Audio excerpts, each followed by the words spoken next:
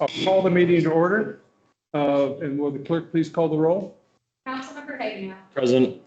Councilmember Kerr. Present. Councilmember Martin. Present. Councilmember Torment. Aye. Councilmember Sullivan. Present. Mayor Riley. Present. There are 6 members present.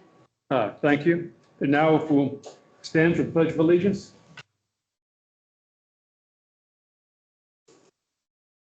Pledge allegiance to the flag of the United States of America, to the republic for which it stands, one nation, under God, indivisible, with liberty and justice for all.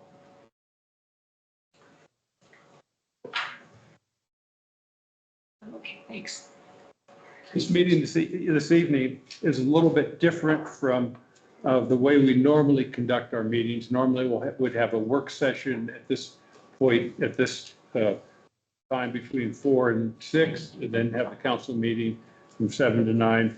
Because of the way the agenda worked out, we decided instead just to have one meeting. We'll start the meeting now, the council meeting, and cover works session agenda items during the discussion period.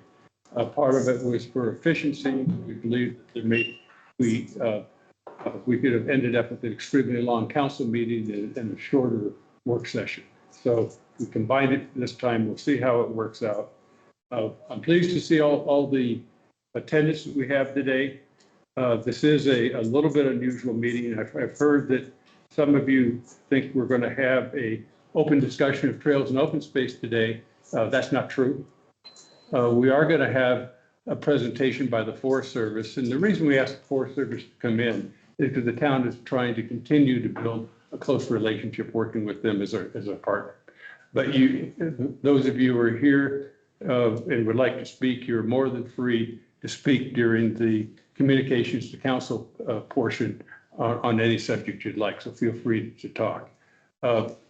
Because we did change things up, we'll end up having 2 sessions for communications to council. We'll have one now, and then after we come back from our dinner break, and we go back into session, I'll open it up for comments too, because again, we may have people who come to the normal start time for the council meeting at 7, thinking they'd have an opportunity to speak. And I just don't want to deny them that. Any objections from council members for doing that? So with that, can I have an approval of the agenda? So moved. Is there a second? Second. Moved and second. Any discussions? All those in favor say aye. Aye. Opposed? The agenda is approved. And now we come to communications to council. And again, you're free to speak on any topic you would like, not just of non-agenda topics at this point. And the microphone is open. And please line up. Please state your name and where you live or work in Keystone. And please limit your comments to 3 minutes. Would anyone like to speak? Is there anyone online who would like to speak? Those up here, we have one person raising their hand. Great. Keith.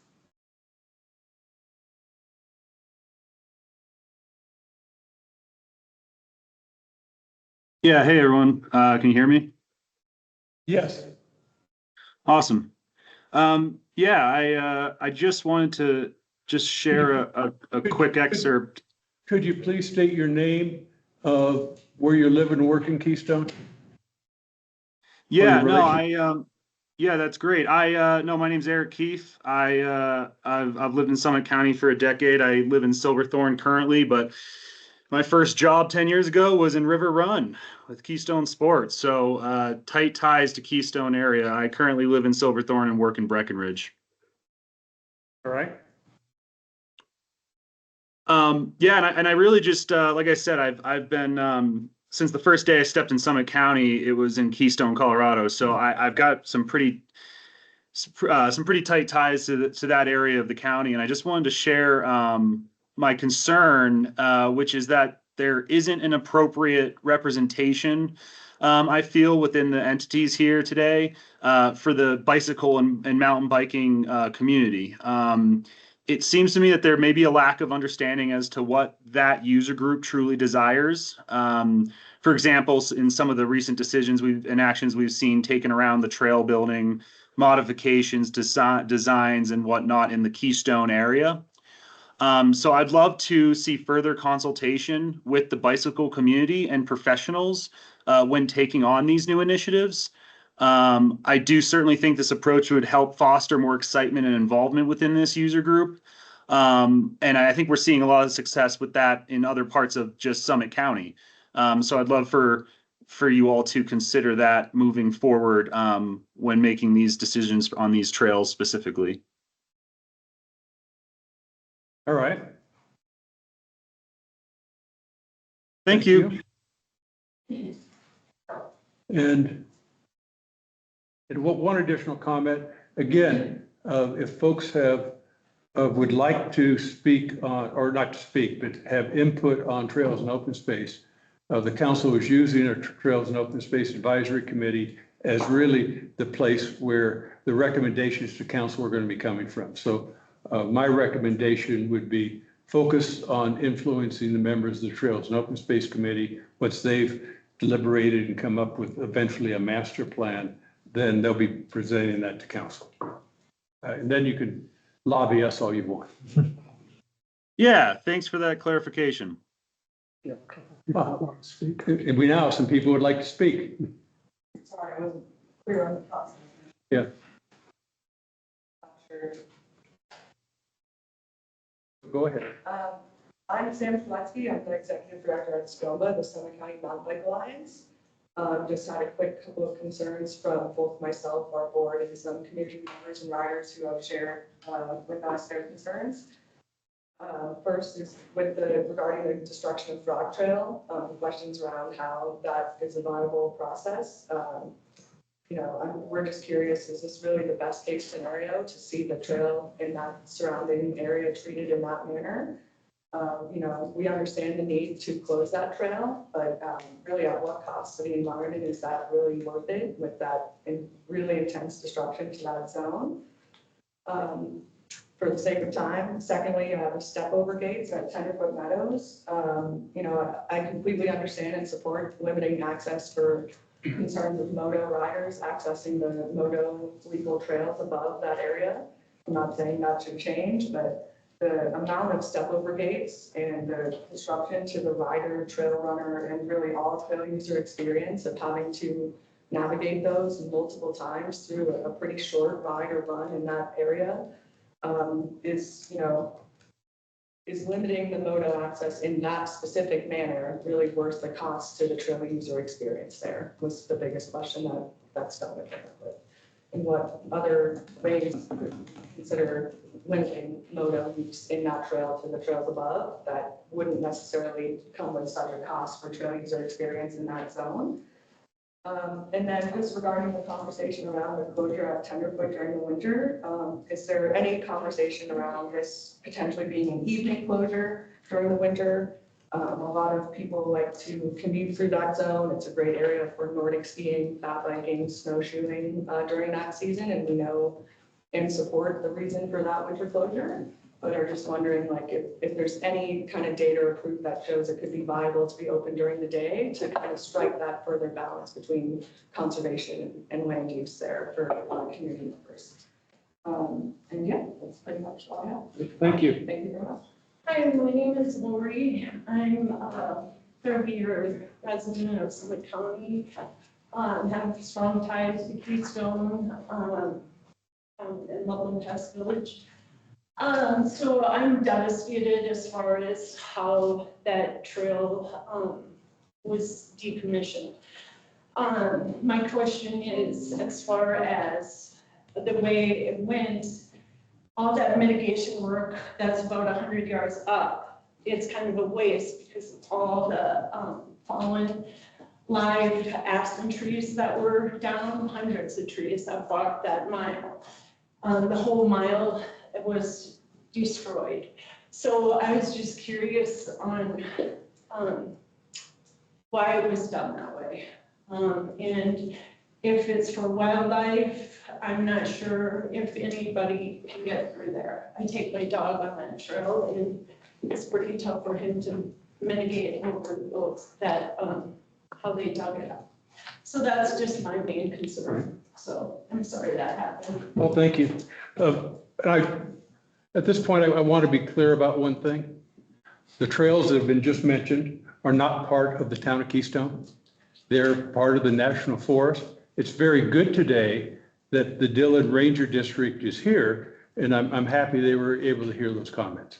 But again, the town had no input in that, and that's one of the reasons that we want to establish a good relationship with the Ranger District, so we have a heads up when those sort of things are coming up and potentially have an opportunity to influence those decisions as they go forward. But again, the town was not part of that decision at all and have no authority in that area.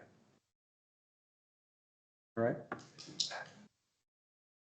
Next item on the, We do have one more person on. all right, Christy Camp. all right, Christy.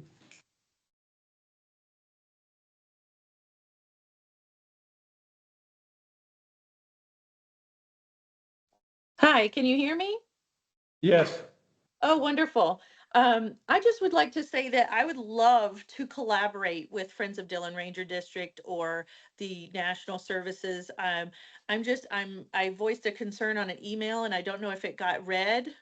But I can read it to you now. I'm concerned about limitations to nature and opportunities. And I understand that these are connecting. I just want to support full access to athletic and non-athletic participants or persons in the town or visitors. I appreciate if my comments on the email are registered. It's, supporting programs and students and entrepreneurs to create sustainability for our nature community and our civic engagement, just to have togetherness as a town. We can all be able to access and participate in community development, planning of stewardship to our land and water.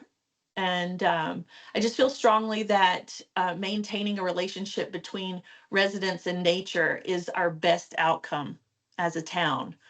And we've just started a Trails and Open Space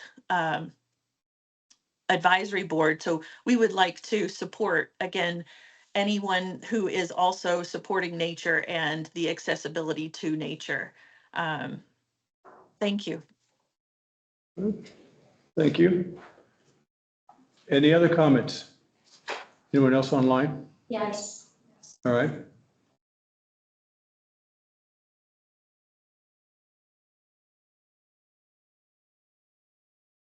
Austin Fennell.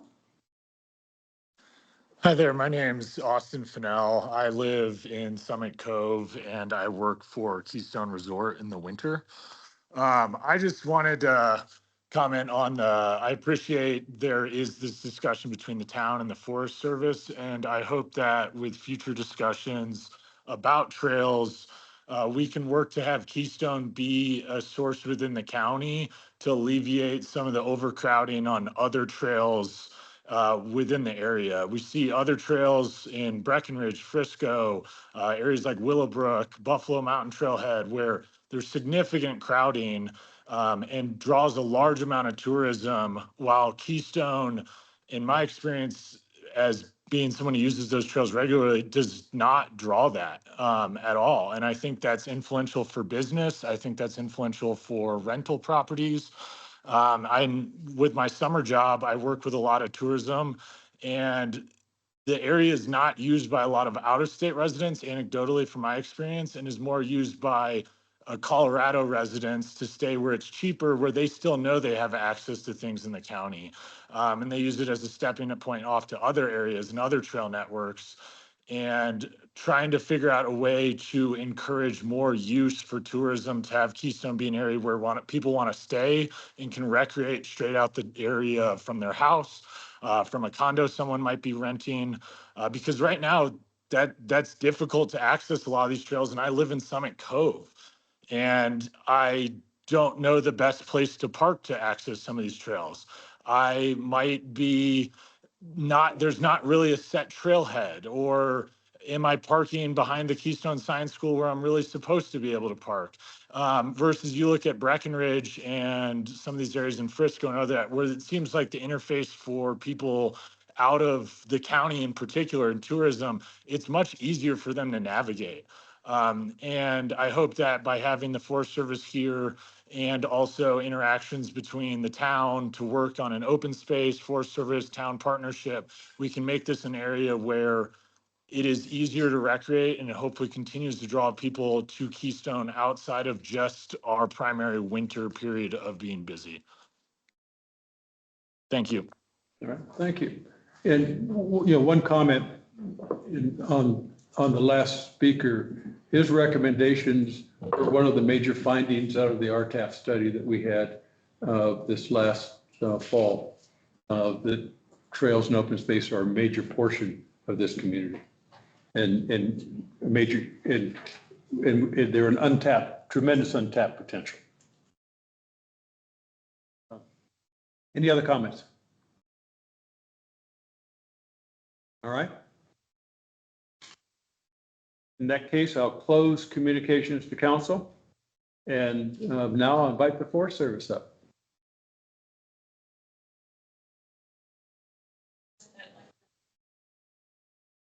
Would it be better? How's the sound?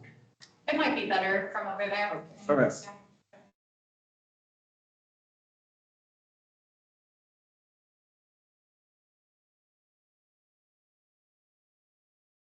That way I can look at people instead of just talking from the back. And look at you all. Well, thanks, council, for the invitation. My name is Amanda Wheelock. For those of you I haven't worked with before, I'm the acting district ranger. So in case any of you are new to working with the Forest Service, White River National Forest, 2.3 million acres from Eisenhower Tunnel all the way over to Glenwood Canyon, down into the Roaring Fork Valley, and all the way over to Rifle and even up into Meeker and the Flat Tops Wilderness. Every national forest has a forest supervisor. Our forest supervisor is based out of Glenwood Springs. And then every national forest is broken up into districts, ranger districts, and each district is led by a district ranger. So I'm responsible for the team here based out of Silverthorne, as well as the management of just over 300,000 acres of national forest lands that comprise the Dillon Ranger District. Conveniently for you all, same boundaries as Summit County. So pretty easy that any national forest land within Summit County, my team is working on. I did just step into this acting role. Adam Bianchi, who some of you may have worked with, was the district ranger since 2021. And he just left the Forest Service in July. So I was his deputy district ranger. A lot of more complex or busier districts like this one will have that deputy role. So I served as his deputy since the summer of 2023, and then I'm currently serving as the acting district ranger until we can find a replacement for Adam. So that's me. I'll just start also by saying apologies to the council for receiving some comments just now on a project that is not yours. So happy to talk a little bit more too about Forest Service planning processes and both how you all as council members, as well as how members of the public. One comment. Yeah. We have no objection to hearing comments Okay. from the public. I just wanted to make it clear that it was something that we had no control over. Correct. And this isn't the town's responsibility, but the relationship with the Forest Service. And if we had a strong relationship, then we may be able to work with you and partner, because this national forest around us is a gem and is extremely important to this town. Absolutely. Thank you. Go ahead. So I can speak a little bit to some of those, how those planning processes work for the Forest Service. And then I'd love to give an update about some projects, both current and future planned here around, in and around the town of Keystone.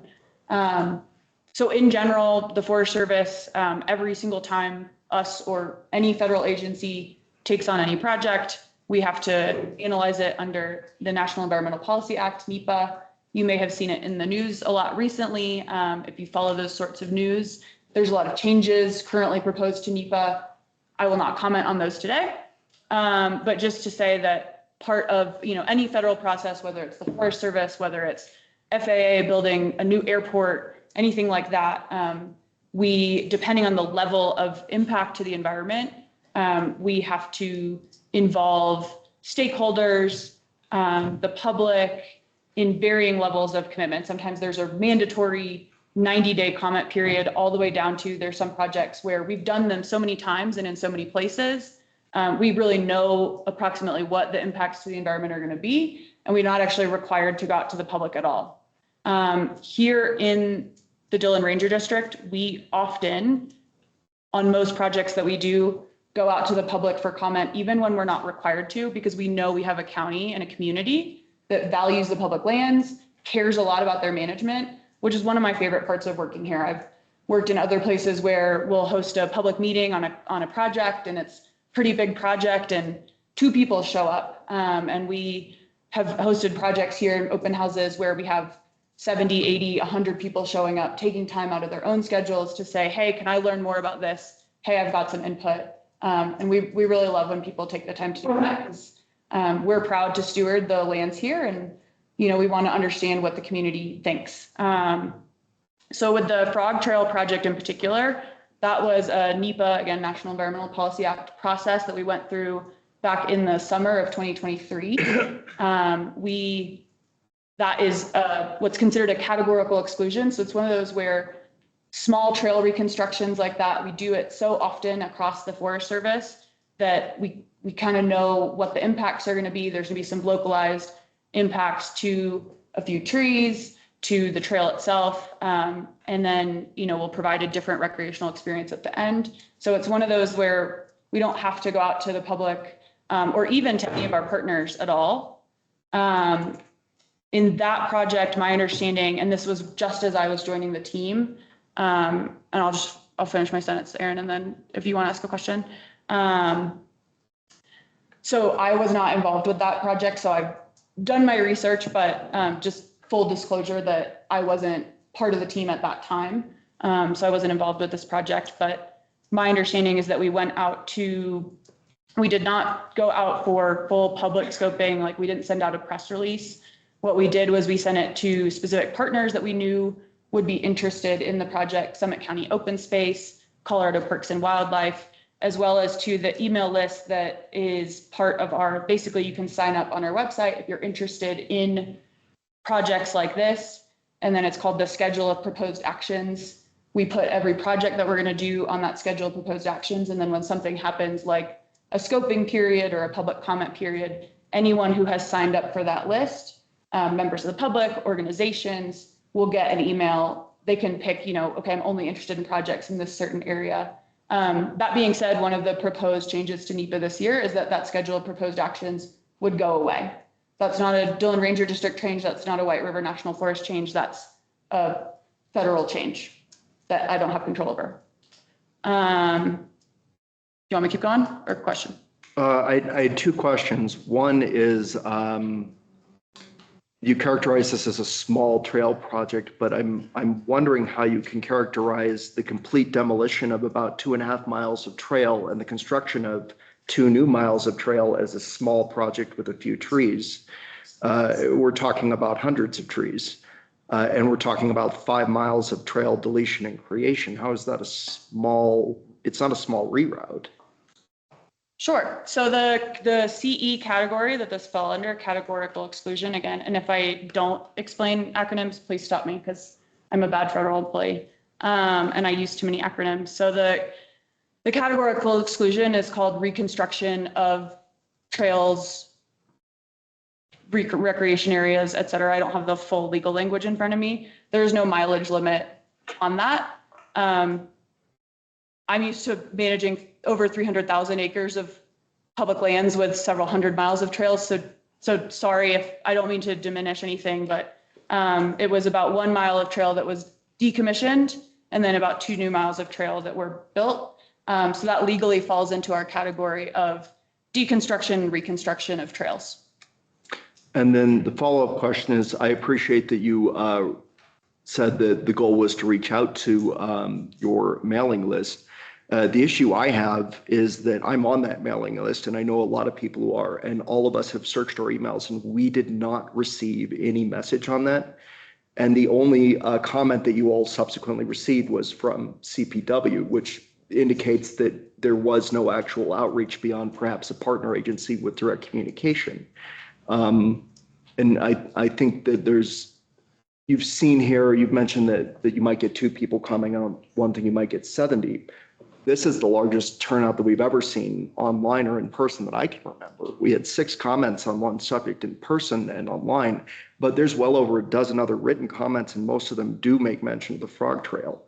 So I think the feedback I'm bringing here is, I think something went wrong in that public feedback issue, because you would have certainly gotten many comments and you got 0. I don't think it's fair to say that we certainly would have gotten many comments. We frequently go out for trail projects like this across the county and receive 0 comments. Part of that is admittedly our own limitations as a federal agency. The Forest Service policy is that we get 1 Facebook account for the whole forest, not the district. We have 1 Instagram account for the entire Forest Service. We're not allowed to deviate from that locally. So admittedly, like, one of the things that I have a challenge with myself as a manager is getting the word out to the public. And that's, I think, one of the reasons why our relationships with Town of Keystone, with SCOMBA, with Summit County Open Space are really important, because they have the ability to help amplify messages that we don't always have. Now, granted, Keystone was not yet formally incorporated as a town when this project went out for scoping. Otherwise, they certainly would have been on our mailing list. I'm happy to check into whether or not, I mean, that email does automatically go out every time we are adding a project to that schedule of proposed actions. That being said, it's like an automated federal thing. So it's totally possible that it didn't, and that was an oversight. Again, I wasn't involved with the project at that time. We do make our best efforts to communicate with the public, but I totally admit that a lot of times we rely on our partners to help us get that word out, because as a federal agency, our communication tools are perhaps more limited than I would like them to be. That's why we also do usually send out press releases, again, even when we're not required to go out for public comment. We do try to do that here.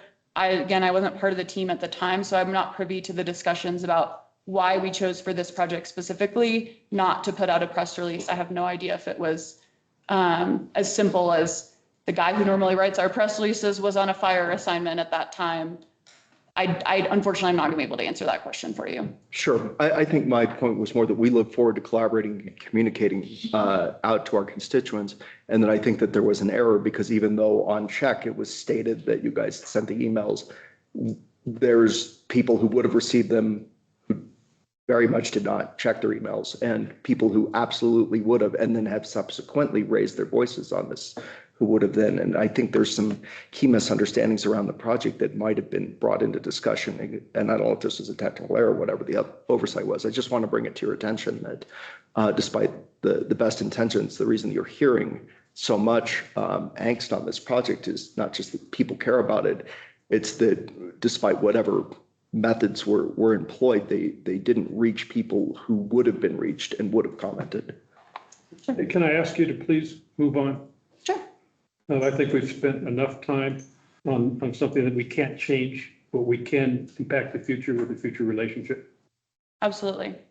So with that, I just want to say too, in terms of building a relationship with the town of Keystone, we were pleased to be represented as part of that. You referenced the RTAP working group, and we were had a representative as part of that, and we're grateful to be part of that process and look forward. You know, we work regularly with Record Ridge Open Space Advisory Committee, as well as Summit County Open Space Advisory Committee. And so as you continue to stand up the Keystone Open Space and Trails Advisory Committee, please feel free to extend the invitation so that I or a member of my staff can can participate. We never have, formal membership as part of those committees, but we're always happy to join the discussion. Some other big projects going on in the Keystone area. Some of you have probably noticed the implementation so far of Snake River Water District building or Metro District building the Snake River water tank. So that project is currently being implemented and the water tank is being built and installed this summer. Excel has expressed, we've been working for a while with Excel on the Hunky Dory gas pipeline, which is under Keystone Road, just east of Mountain House. But there is a tiny chunk on National Forest. We've been working with them, and it sounds like implementation may have actually started yesterday under emergency authority per Excel, which was news to me this morning. Keystone to a basin, another Excel project. So there's a transmission line that runs just from outside of the town boundaries, but figured you all might be interested as well, all the way up to the A Basin Ski Resort. Those lines are about 80 years old, so they're due for replacement. And so Excel has been working with us to start the process again, since it's on federal land, even though it's an Excel project. Again, with some exceptions, like they have some emergency authority if there's a true emergency about to happen, and or just things that are in their operations and maintenance plan and their permits with us. But then these bigger projects like a full line replacement, it's the same process. We go through that National Environmental Policy Act review. We open it up sometimes to particular parties, sometimes to the public, usually the public less interested in power lines than trails in my experience. But that is one that we're just starting to work with Excel on because that is a pretty long stretch of line and it goes through some wetlands, some roadless area, some historical resources. So there's a lot of pieces on National Forest land that we want to make sure that A Basin continues to get reliable power. And we also want to look out for our natural resources in that area. So that will be, that's just starting really in the kind of pre-planning process. On that, if Yeah. I might, with the increase in wildfires that we're noticing in other states in the country, is there any adjustment to NEPA's or the Excel's process when reviewing what kind of transmission lines are going to be installed there to replace the aging infrastructure? Yes, and that is one where we are not power expert. We're putting out fire experts, but we're not, which power line causes was more or less likely to cause a fire experts. So that's one where we do, kind of rely on Excel's expertise of what they want to install and why. But that's also something we work with them kind of not just at my level, but at the state, forest-wide and even statewide level to understand that. But certainly it's one where, we really want to work with them to make sure that that aging infrastructure gets replaced in a timely manner. And so basically, if I'm hearing you correctly, it's Excel that is the driver of the decision on what kind of power lines go in there. Yes. Okay. We have review of anything, and that's something that like my engineers would review. But again, they're more, they're not working for a power company day in and day out. So sometimes I have engineers on staff that have that expertise. But frequently that's Excel and their consultants as well that, and again, a lot of those, if there's anything, like a material that we wouldn't allow them to use or something, that would come down from like the National Forest Service or the state, that sort of level. Okay, thank you. Mm-hmm. So Keystone Resort we're about to go out for scoping for a project that they've proposed to us for the replacement of the A51 chairlift. So that is one that will go out to our scoping list.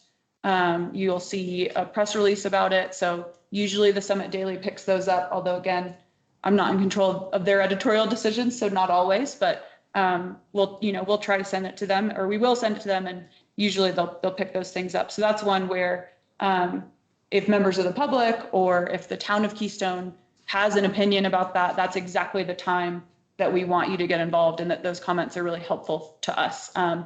This one is a relatively simple, it's just a lift replacement in the same footprint. So not some of the more complex projects that we see at the ski areas sometimes. But that being said, there's always potential that there's a factor that we don't know about. And that's why we go out and ask partners and ask the public for comments and concerns. So that one should be out within the next month, I would say, that you'll see that go out to public scoping. And then last but certainly not least, the Swan Mountain project that we signed back last summer. That's a big combined fuels and recreation project. I know we've talked at least with the mayor about that project before, but not the whole council that I'm aware of. So that one, we already started some implementation shortly after signing the decision with the restoration of the Soda Creek wetlands. So there was a contractor out there, and that was a really cool partnership with the National Forest Foundation. And then if you've been out to Soda Creek since last September, you've probably seen like a bunch of netting and some weird sticks poking out of the ground. So the contractor that was hired through the National Forest Foundation partnership actually installed, I think, well over 100 beaver dam analogs. There are beavers that live upstream in Soda Creek. And so the goal essentially of that sort of type of restoration is that if we create, if humans create beaver habitat, then the beavers ultimately will want to expand and go back into their historic areas. So that was a wetland restoration that we started last fall. And the goal is that hopefully within 3 to 5 years, we would see beavers move in there and kind of start taking down the beaver dam analogs and building actual beaver dams. The other pieces of that Swan Mountain project were about 1,500 acres of fuels work, some mechanical and some hand treatments, and then quite a few miles of trails reconstructions, some new trails. So the fuels piece of that, we are working right now with the Colorado State Forest Service to see if we can start implementing some of that next summer. Combination of some of the hand units and some of the mechanical units. And then we're also currently considering our program of work for the forest staff resources next summer. So we may start some of the rec improvements or the rec implementation, excuse me, there as well next summer, but that kind of remains to be seen. Just kind of the broader state of the forest. We have since January, due to voluntary resignations as part of the deferred resignation program that was federal government wide, early retirements, things like that. We have lost about 1/3 of our staff on the White River since January. So we went from about 150 at the start of the year to just about 100. Locally, we've lost some key people. Adam Bianchi, obviously, as the district ranger, but also some of our lands and recreation staff. So admittedly, you know, we are in a different era than we were even just a few months ago, and trying to understand how best to use the limited resources that we have. We are on a hiring freeze and have been since January. That's also, for the most part, federal government wide, and it's unclear when that will be lifted. So the only thing I would ask to both public and counselors, you know, we are still open at our office down in Silverthorne 6 days a week. This is our last week. And then after Labor Day, we'll go back down to a Monday through Friday schedule. We've got, you know, an email address and a front desk phone number. It's really important to me, and it's really important to our staff that we keep that open and available for folks, whether it's to provide comments on a project or simply just to ask like, hey, I'm going camping this weekend. Is there anything I need to know, or whatever that might be? That being said, if you are contacting our staff, I would just simply ask for a little bit of patience and a little bit of grace, because folks are working with very few resources, and frankly, kind of no relief in sight. So we're still doing our best to take care of the land and to steward the land and support the people. But I do have limited folks, and keeping that office open to the public is a big priority for me, as well as to our forest-wide leadership. But just know that if you're reaching out to a specific staff member on a specific project, if they take a little while to get back to you, that's probably why. That's kind of what I got. Can I ask a question? No. I have a question. So if you're talking about staff, right, and we're down from 150 to 100, and so obviously looking at that, like projects you're doing right now are priorities, I'd presume. So why was the decommissioning of the Frog Trail deemed a priority given the staff volumes that are down, right? Like for me, and I understand the process started in 2023, years before what happened this year happened. But I'm confused at why that trail decommissioning went through as a priority. given the staff? Sure. So I would say that the planning processes, that NEPA process is usually where we really feel staff shortages more so than in the implementation. So that definitely is part of it, is that was that planning process did happen in 2023 when our rec department was a bit more staffed up. The reasons why we chose to do that project were a few. Number one, it was a really unsustainable trail. It basically went straight up the fall line. So we were seeing a lot of erosion impacts. And that's something that, we really look at, not just from a recreational experience of getting a trail, kind of rutted out and not being very pleasant. If any of you have ever hiked on Meadow Creek Trail over in Frisco, you could see some really, really aggressive impacts of erosion until this summer when our trail crew got out and did some really awesome work over there as well. So if you haven't hiked on the Meadow Creek Trail since it really reopened, I would strongly encourage it. So that's one piece is, we're looking at that recreational experience up that fall line trail. Takes a ton of maintenance from our staff if we do need to get out there and rework on a trail just to do basic maintenance because it's on that unsustainable tread. But it also impacts water resources, right? When we have a bunch of dirt just free flowing down a fall line trail. It's something that a lot of our older trails before kind of like modern trail construction best practices were created. You'll see some of those, and especially around here, you'll see the old mining roads or the old logging roads that go, straight up the hill. And we've since learned that it's really not a good way to build a trail or a road, frankly. But another piece with the Frog Trail in particular was that we were getting, as the Enclave neighborhood got built out, to back up a little bit, the Frog Trail was originally a social trail that was adopted by the Forest Service by the White River in 2010 when we did our travel management, because it was being used by the public.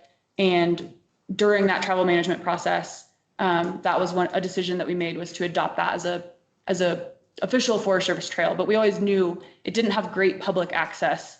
It started from private land because it had originally been essentially built by the public as a social trail. And so that was another reason why we prioritized that project when we did, in the planning piece at least, is that the Enclave neighborhood got built out. And so we were starting to hear complaints from residents of that neighborhood that people were trespassing through their land to get to the trail. That had always been the case, that people were trespassing through that land to get through the trail. But when there weren't houses there, nobody really cared.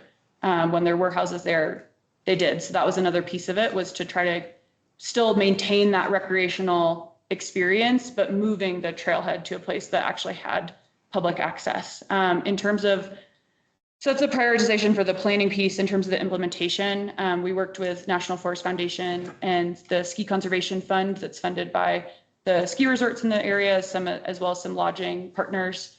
And that was because we had already done the planning. It was kind of, shovel ready to go. And we were able to get a grant through Ski Conservation Fund to get the funding to do that project. So it just was on our program of work for the summer, along with a ton of other trail work as well. So.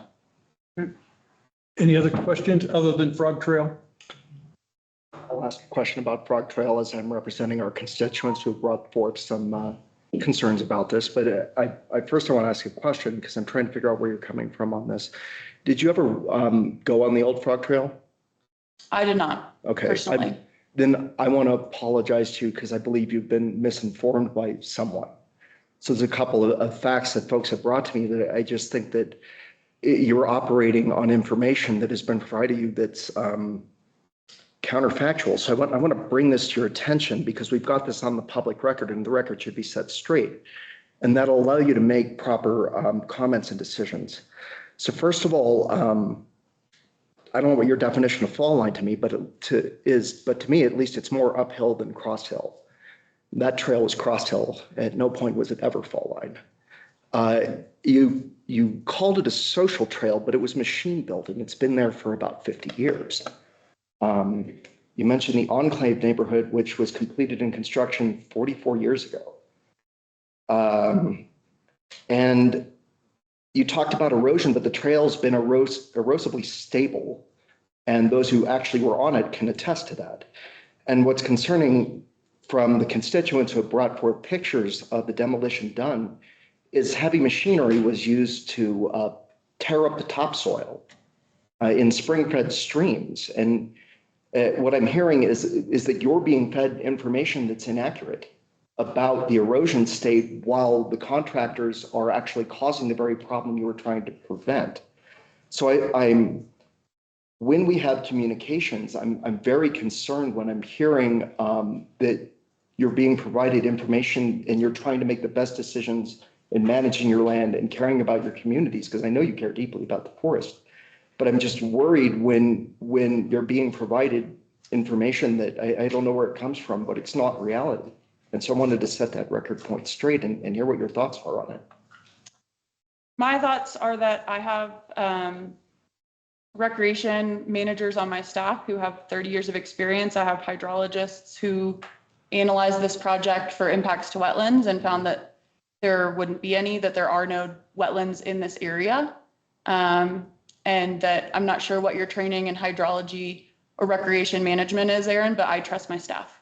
I don't need a hydrology degree to know what a spring-fed stream looks like. Make a motion to end discussion on the flood trail. We have a motion to end the discussion on web trail. Is there a second? It's moved and seconded. Is that a item for discussion or not? I'll ask our attorney. Yes, you can have debate on Is it. there any discussion that anyone would like to have? Councilmember Sullivan? Yeah, I think that a lot of the comments have come up on both sides, and I think it'd be great if we did follow through on this discussion later and, set the record straight, as you said. But I do think it's good we brought it forward, but I think we can move on now. Any other discussion? I have no objection. All right. In that case, I'll call the question. All those in favor of moving on from Frog Trail, please raise your hands. Opposed? Motion's carried. Was there anything else on your agenda? I don't believe so, other than since it seems like there's folks that are interested in the room in Forest Service planning processes and how we make decisions. It's on the other end of the county, but I'll put a quick plug in for tomorrow night. We have an open house from 5 to 7 p.m. at the Breckenridge Recreation Center to talk about the Southern 10-mile recreation access plan. So a bunch of proposed changes in partnership with the town of Breckenridge and Summit County to work on access, some new trails, and just kind of trying to manage the amount of recreation that we have down in that Quandary, Blue Lakes, Spruce Creek, McCullough Gulch zone. About 240,000 visitors a year and 0 bathrooms. So hoping to get our hands around that. So if anybody's interested, 5 to 7 tomorrow, Rec Center. I do have one other question. So there's a lot of feedback that has been coming to us as elected officials for Keystone, and as the mayor has mentioned, there is limited areas that we actually control. But what is the best avenue for folks that are looking to be involved? And I know you mentioned the open house at the Breck Rec Center tomorrow, but for a longevity perspective, what's the best avenue for a concerned person, whether in our town, unincorporated Summit County, or in another town in the county, to get in contact with your staff or share their opinion or give feedback? Yeah, it's a great question. I think the, email and phone number for our front desk are easily found on Google, and that's probably the easiest way. And then the front desk person can get it to the right member of our staff, depending on what the project is. I will definitely say that comments and concerns and suggestions are most helpful while we're in that planning process. The earlier, the better. It's hard for us when we've gotten, 90% the way of a plan, and then someone comes in with a comment that we've never heard before to kind of backtrack. Sometimes we can, but sometimes if, folks have committed a lot of time and resources and we've got a solid plan. So anyways, earlier in the process, the better. Post implementation, obviously, not usually possible to change what's happening on the ground with land management. So that's definitely, I would say just, be on the lookout, and that while the schedule of proposed actions is supposed to go away, as of now, you can still sign up on our website to get on that email list so that you get, every single project if you want, or projects in specific areas. But yeah, we're always around. We love in-person people coming in and asking questions too. Is it the info@fdrd.org? Or, No, that's the Friends of the Dillon Ranger District. so when I Google email for Dillon Ranger District, Colorado, that's what comes up. Is there a different one that you know off the top of your head that we could have included in our notes? And sorry to put you on the spot. No, that's totally fine. If you give me 2 seconds, or if you try like Dillon Ranger District White River, that might be. sm.fs.drdm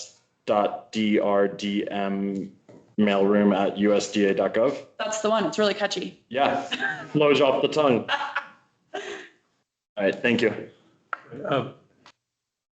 I think the town would like to establish a very good working relationship with you. That was the primary purpose of you being here, not necessarily to talk specifically Frog Trail.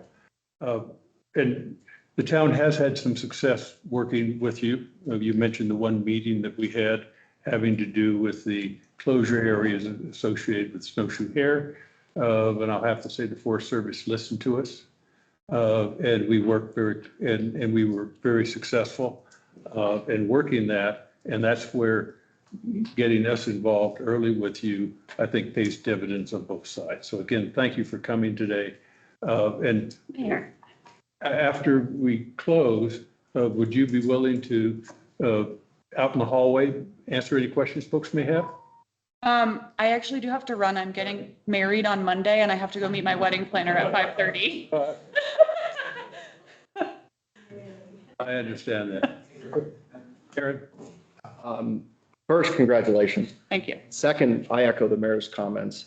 And third, excited to hear about that South 10 Mile project.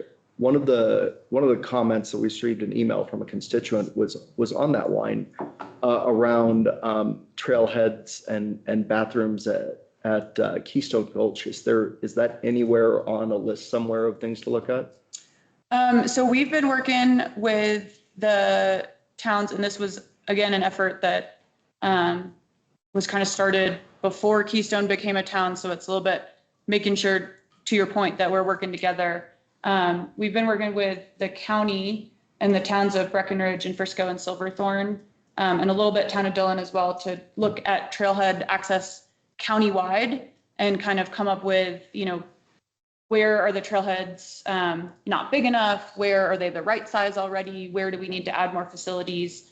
And have kind of prioritized, again, looking countywide with those groups as well. I can't remember off the top of my head where Keystone Gulch falls into that list, but it's been part of that countywide project that we'd be happy to, kind of meet with the Open Space Advisory Committee and sort of talk about, sort of where we got before Keystone became a town and how we could, that process is kind of, almost at its end, but try to incorporate the town as much as we can there as well. Again, thank you very much. Thank you. There was Councilmember Kerr. I didn't realize you also were on a time crunch, and I don't want, No worries. I understand that, don't want to get in the way. I sort of was looking forward to hearing you talk about the Tenderfoot Meadows open space. So that's Summit County open space. That's not Forest Service. Okay, good, okay.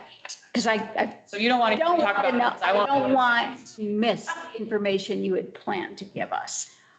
In the meantime, however, is there a place online where we could find this county-wide trails access project? No, because we haven't, because the way that we've been kind of working through that process over the last, and honestly, maybe Catherine would be willing to speak to that, just because that was one that was also sort of taking place while I was not acting district ranger. And so the district ranger out of Bianchi really has held most of that project. So I don't frankly know as much about it as I should yet. But that's Let me tell you what I'm asking. So I liked the idea, everything you described about how to influence what you're all thinking. And I don't know how we would influence that if we can't find that. So there's nothing that's been so the Southern 10 Mile is kind of the first project to come out of that. Basically, that process it was all pre-planning. It was just working directly with the county and with the towns to really think about sort of what's the wish list from the land manager's perspective. And then it would be, the idea was that project by project, we'd kind of take these bite-sized chunks out of it and go out to the public and really present a thought out, project proposal and see what they thought. So there's no public facing county master plan, because that wasn't really the goal of that planning process, if that makes sense. Thank you. Again, thank you very much. Thank you. The next item is a presentation by Summit County Open Space and Trails. And at this point, they can address 10 foot metals. Probably that's better acoustic.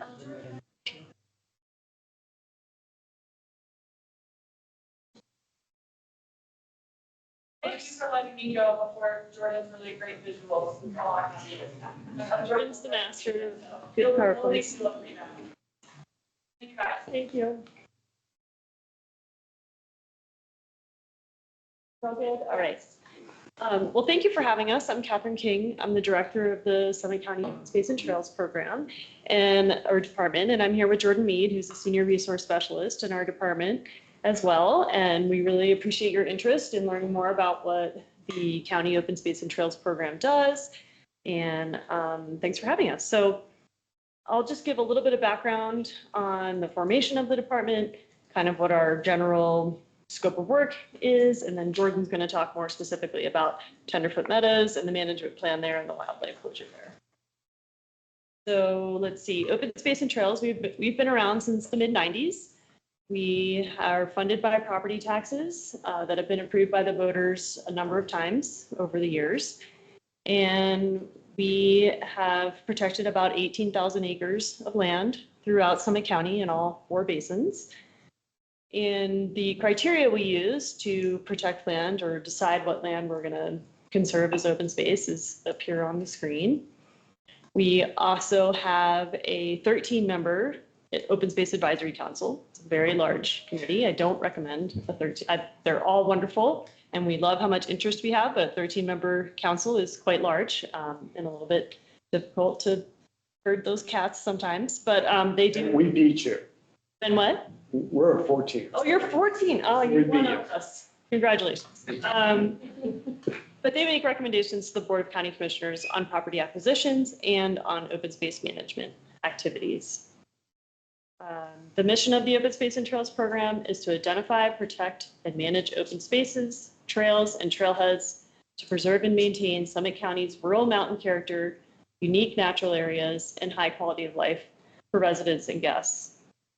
And over time, similar to a lot of open space programs, we've kind of shifted our focus from acquiring a lot of land, and that was what we did for a long time primarily. And then lo and behold, we have all these assets, and we want to protect the natural resources contained in those assets and manage how people want to use them. So these days, we're spending a lot more of our time on management in addition to acquisition.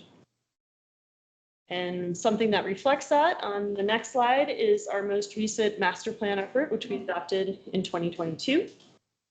We had not updated our Open Space and Trails master plan for about 25 years. Our initial master plan was heavily focused on land acquisition. It didn't have any mention hardly at all about trails or the rec path. It really was focused on land conservation. And we went through a process of about a year and a half, a lot of stakeholder and public input into drafting that master plan. And one thing we heard over and over again from the public that we really tried to incorporate throughout the plan was that they wanted to see a balance of conservation and recreation. And that's really in everything we try to do in the Open Space and Trails Department. Recreation and conservation. So within that master plan, there are 3 key categories that kind of capture our vision for the future of the Open Space and Trails Department, and that's conserve, connect, and collaborate. And within each of those categories, we have a number of goals, policies, and actions outlined that hopefully will help us achieve the vision outlined in the master plan. And I'll give you a few examples of kind of what we do in each of those categories so that you have a better understanding of what the program does. Go to the next one. So under conserve, as I mentioned, we've conserved about 18,000 acres of land throughout the county. Some of that is land we outright own, like fee simple acquisition. A lot of it, particularly in the northern part of the county, is conservation easements. on agricultural lands, maybe open space dedications or trail easements, recreational access easements. The conserve part of the plan also covers ecosystem management. So that's everything we do related to protecting wildlife habitat, enhancing wildlife habitat, protecting water quality, and doing things like river restoration, mine reclamation, forest health activities and wildfire mitigation on open space, taking care of noxious weeds on open space and trails, that kind of thing. In the connect category, obviously that's primarily recreation. We manage about 100 miles of natural surface trails throughout the county. We also manage the paved rec path in the unincorporated county, which is about 40 miles of paved pathway. 36 trailhead parking lots throughout Summit County and 50 or more neighborhood access portals. And really, we've been fortunate through a strong relationship with the planning department and policies in our land use code to be able to protect open space and public access to public lands throughout the development review process. When working with developers coming in that are proposing new projects, we're always offered a seat at the table to discuss how we might continue to provide open space benefits even in the face of new development. In the collaborate space, kind of as Amanda alluded to, we work really closely with our partners at the Forest Service and the various towns around the county. We want to ensure there's kind of a cohesive management of our checkerboard landscape of public lands around Summit County. And that would include recent planning efforts like the STRAP, the Southern 10-Mile Recreation Access Plan that Amanda mentioned, as well as the RAMI, which is the Recreation Access Management Initiative that she also mentioned, which is the one where we're looking at trailheads all around the county, kind of figuring out where our biggest problems are and developing a toolbox of tools that we can use to solve some of those capacity issues we're seeing around Summit County. And that's been that collaborative stakeholder effort between towns and the Forest Service that we'd be glad to have you all participate in, or your open space board participate in, now that all are a town. We have 5 full-time staff in the open space department, as well as 3 seasonals in the summer. And we definitely heavily rely on our partners to do a lot of our work around the county, as well as volunteers. We have a great group of volunteers that help on the rec path, with natural surface trail projects, maintaining trailheads, things like that. So I know that was quick. Happy to answer any questions now or later about just in general the work that we do, but otherwise I'll turn it over to Jordan, who's going to talk about the Tenderfoot Meadows management plan, where again, we're really doing our best to try to balance that public desire for balancing, or the public desire to balance recreation and conservation. All right, thanks, Catherine. Mayor Riley, Council, thank you for having us. As Catherine mentioned, I'm Jordan Mead. I'm a senior resource specialist with Summit County Open Space and Trails. I've been with the department for a little over 5 years now, and I am also a Keystone resident. I live in West Hills and have been there since it was built about 5 years ago in phase 2. So happy to be here. Yeah, we're going to talk about Tenderfoot Meadows Open Space Management Plan. You can go to the next slide. So just the generals about Tenderfoot Meadows Open Space. It's approximately 97 acres adjacent to Highway 6 between Keystone and Dillon. It was purchased in 3 separate transactions between 1999 and 2001. And the open space values that were identified at the time of purchase were, which are come from that first slide that Catherine presented, were buffers, so buffering development between Dillon and Keystone, and extensions of public lands. It's nice to have some rain. So this is adjacent to county landfill property and close to a lot of national forest lands as well. Unique lands, we're going to talk about the unique habitat that is on the Tenderfoot Meadows open space in just a little bit, and view corridor, so maintaining that open appearance and the view sheds there. You can go to the next slide. This is showing a map of Tenderfoot Meadows and the surrounding area. Tenderfoot Meadows is the 3 parcels to the northwest of the kind of bluish property, which is owned by Denver Water. Two of those parcels that were purchased are on the northeast side of Highway 6, and we call that the North Meadow. And then a smaller portion of Tenderfoot Meadows is on the southwest side of Highway 6, adjacent to Dillon Reservoir.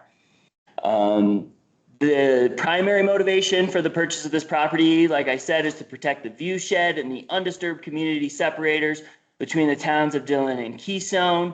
Uses of this property shall be limited to activities that maintain and promote the natural open appearance of the Sage Meadow and balance conservation of natural resources with opportunities for recreation. And Tenderfoot Meadows and the adjacent landfill property, which is everything that you see in kind of the tan brown color just to the north of the purple,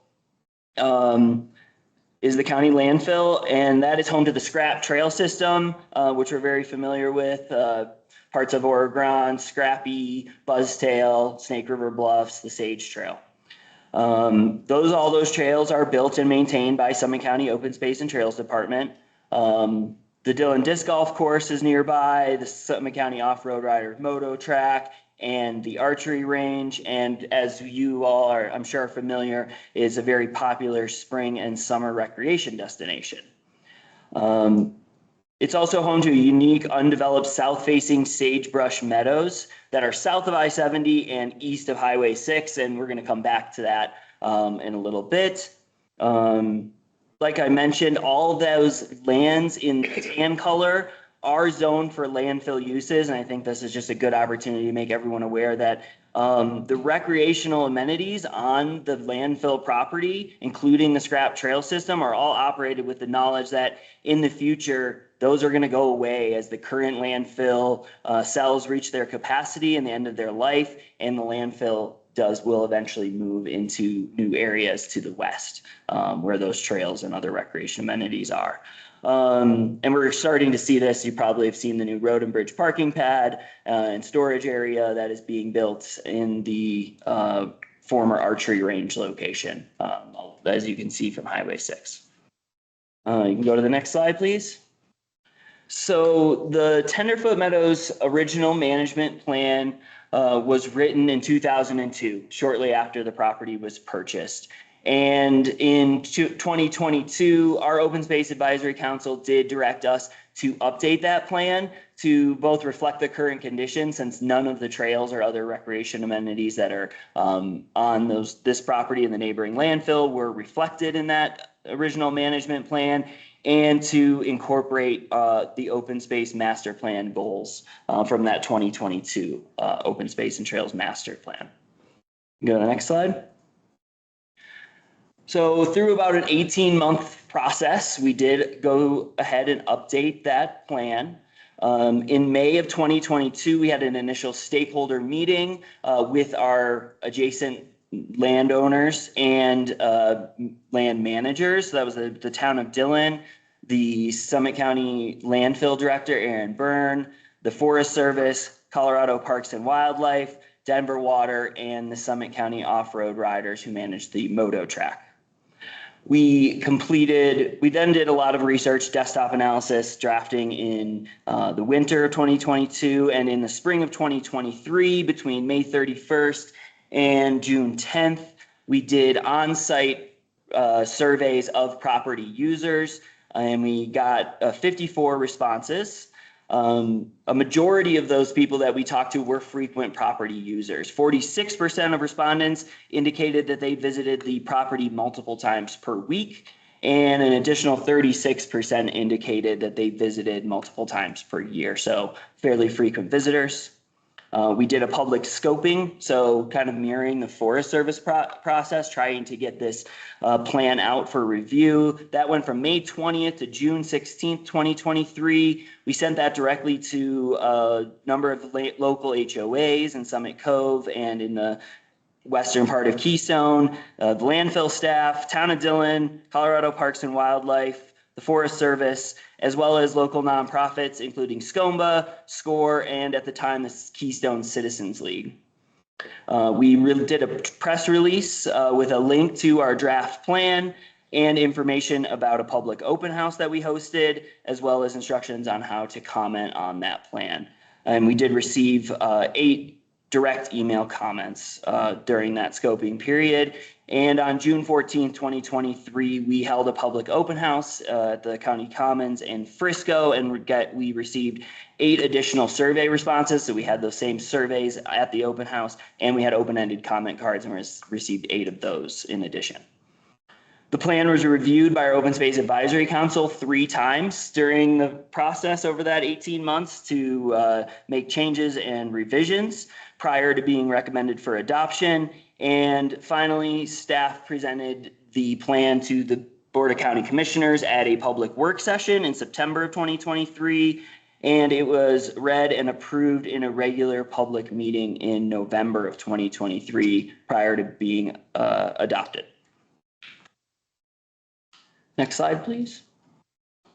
So the key outcomes from that newly amended plan were the seasonal wildlife closure, which we're going to talk about more in just a moment. Criteria for new trail development, which helps OSAC and staff determine if and when new trails might be appropriate in the scrap trail system. And what we really heard from the public was a desire for new trails, despite low levels of user conflict. So people are getting along pretty well out there, but I think as in most places in Summit County, there's a high demand for recreation. And we are acting on this plan, and OSAC at our previous meeting did approve a new downhill mountain bike specific trail to parallel the stage trail, which will be built and maintained by SCOMBA. On the other end, while trying to balance the demand for recreation and building new trails, last winter we did institute a new seasonal wildlife closure, and you can go to the next slide. And this photo is just showing the abundance of deer and elk tracks that we have photographed when we've been out at the property in past seasons. I think this was from November 2023. You can go to the next slide. So why is this closure important? As I mentioned earlier, Tenderfoot Meadows and the adjacent undeveloped landfill property have this unique south-facing meadows that provide critical winter habitat for the Tenderfoot mountain elk herd. This is one of and Tenderfoot Meadows is the little purple square that's down on the kind of lower left part of the screen. And if you look at this map, I-70 and Highway 6 form basically a habitat island around Tenderfoot Meadow going up to the Continental Divide at Loveland Pass. And so this is a very isolated habitat. CPW did confirm when we met with them and elicited their comments that the elk herd from their counts and from their observations is declining, and that we're not seeing a lot of migration across Highway 6 and I-70 in the winter. So these elk are really our residents of Tenderfoot Mountain year round. And so this winter habitat is really vital. This habitat has lower snow depths and easier access to forage, which provides food sources for pregnant cows. So this overwinter, these elk are reproducing and they're growing calves. And we know that less disturbance throughout that season increases the chances of successful reproduction and a sustainable population. And you can go to the next slide.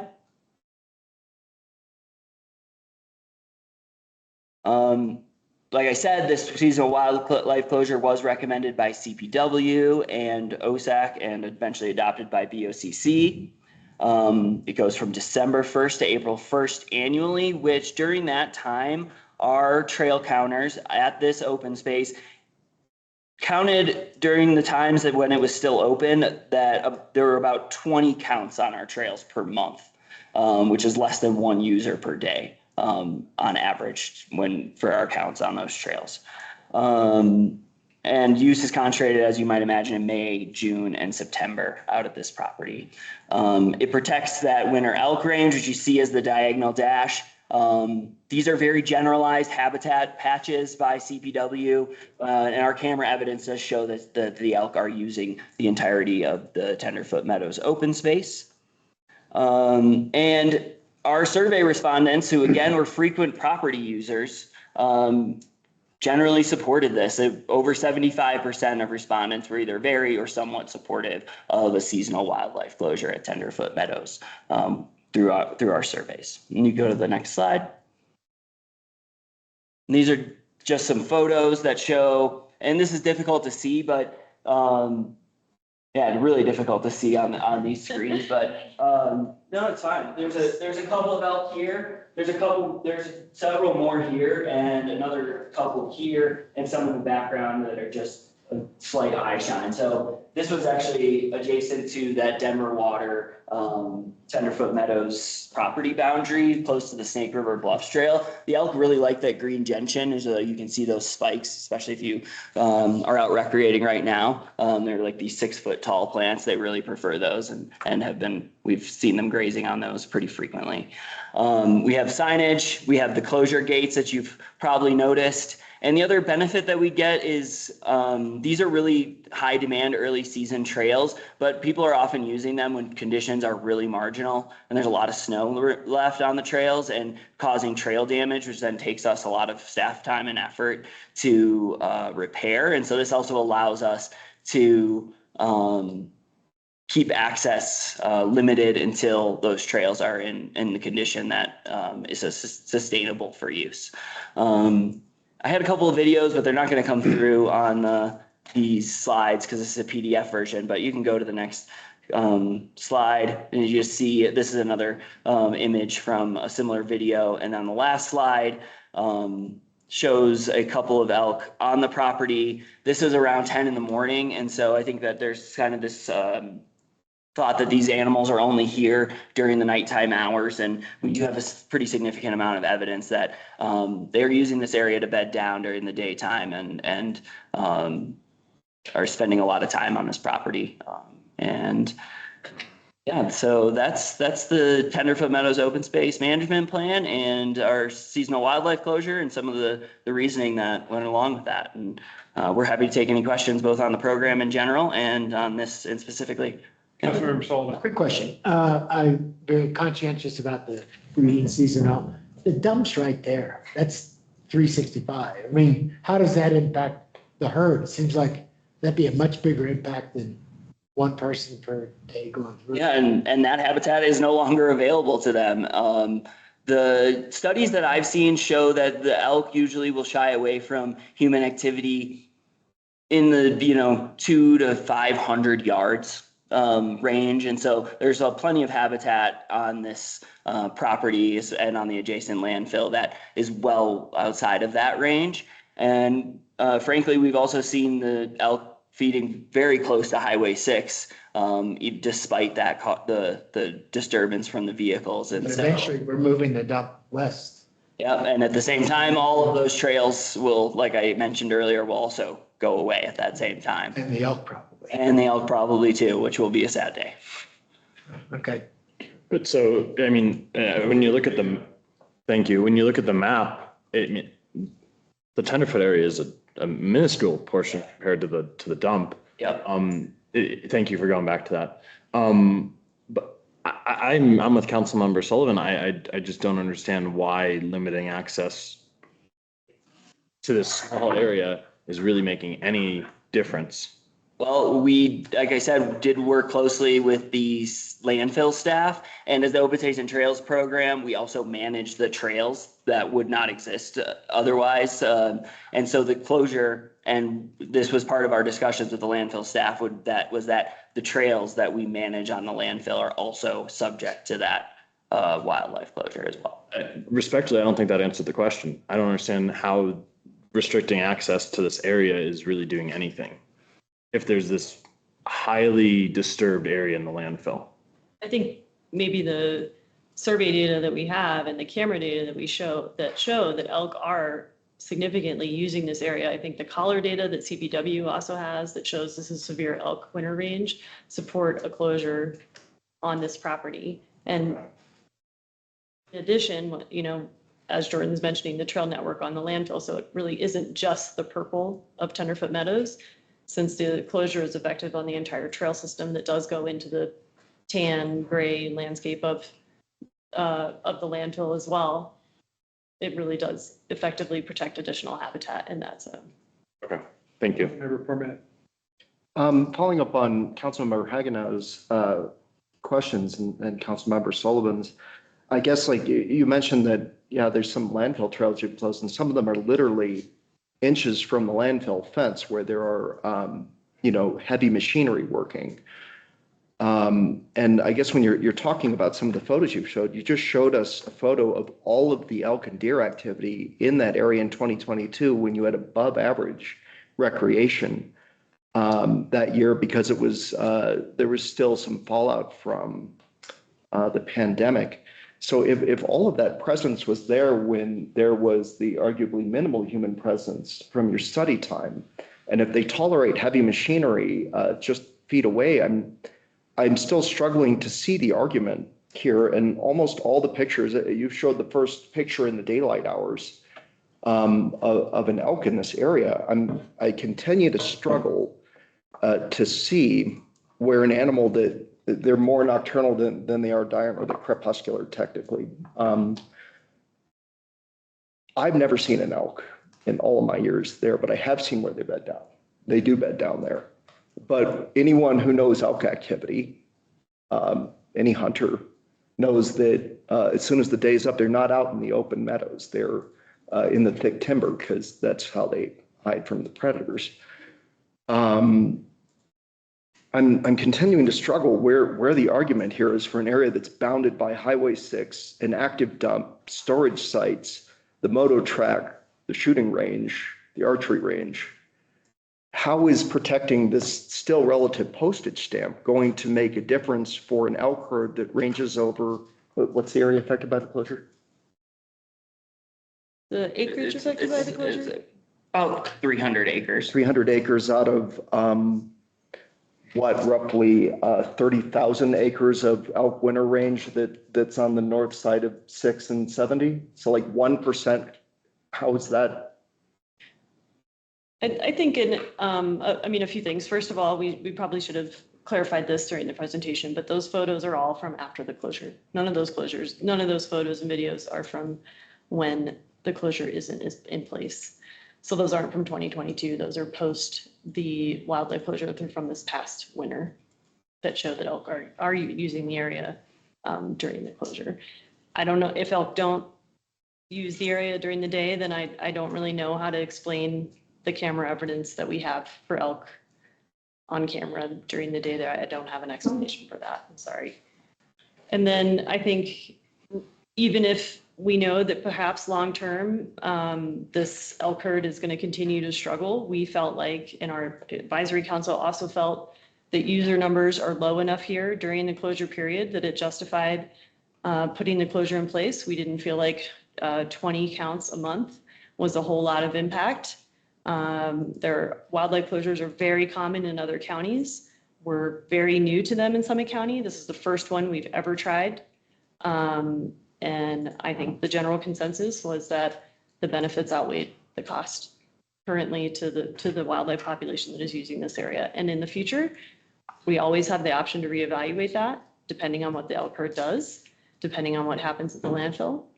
But currently that was the decision that was made. And I think based on the wildlife camera data that we're seeing, it's my opinion as staff that closure still makes a lot of sense. Am I correct that the proper way to address the concerns in this area is through the Open Space and Trails Committee and the BOCC? Certainly. So yeah, any members of the public or council members that have concerns about the management plan or management actions are welcome to come to our OSAC meeting and provide public comment. They can also reach out to the Board of County Commissioners during their public comment periods, reaching out to open space staff. We have a general open space at summitcountyco.gov email where people can always send comments. Is there any other question? Quick comment. Yeah. I would just like to thank you for the work that you guys do, given your small staff. As someone who served on the Snake River Planning Commission, I found a few opportunities where you guys were involved, your input, your feedback to be very insightful, very helpful. I think it's great that we are very fortunate that we have open space in our community that set us apart and give us some buffer zone. And I think, as you've mentioned, I think in our last two presentations, it's clearly been presented that there's lots of opportunities for not only the town, the council, but public to be involved with the two groups that have been in front of us, to be involved, to attend meetings, to get on email blasts. So I think this is a good opportunity to us to not only glean information, but I think there's opportunities going forward for everyone to become more involved and more aware, and the partnership has always been our goal. So thank you. And thanks to Councilmember Parmet for coming to some of our OSAC meetings so far and providing comments as either a Keystone resident before incorporation or now as a council member. So. Yeah, and I would encourage our staff to work closely with the OSAC as well. And I think you probably already have started that process as we are going forward with our Trails and Open Space Advisory Committee. Again, thank you very much for coming in today. Aaron? I did have a couple other questions about the survey. When you were doing. Aaron, can we address that offline? So I think that you made an excellent point, Mr. Mayor, that the proper way or maybe the best way for people to bring this up is through open space and trails. But the reality is that people bring it up to their elected officials. And so I have a question. So on the surveys, when you're doing user intercepts, where were you doing the user intercepts? We were at the Tenderfoot, the cemetery trailhead. Mm-hmm. We had staff at the intersection of Sage and Tenderfoot Meadows Access and Snake River Bluff, so just on the north side of the underpass at Highway 6. And then we also had staff at the intersection of Oro Grande, Buff's Tail, and Sage Trail, that final four-way section up there. So trying to cover some of those different access points. Cool, thank you.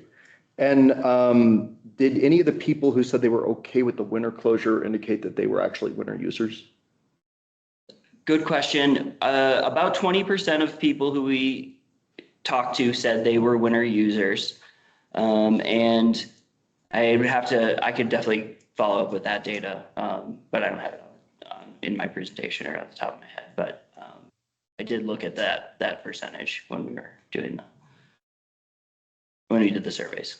Okay, thank you. I was curious about that. We did ask about seasonality, so I do have that data. Cool, much appreciated. Thank you very much for coming in today, and we'll move on to the next topic. With that, I'll turn it over to the town manager for discussion of financials. And I will turn it over to our financial director. All right, Becky Fox, Financial Director. So you have the financials with all of my notes in the packet. And do you prefer for me to go over them with you, or do you just want us to open it up for questions and comments you might have?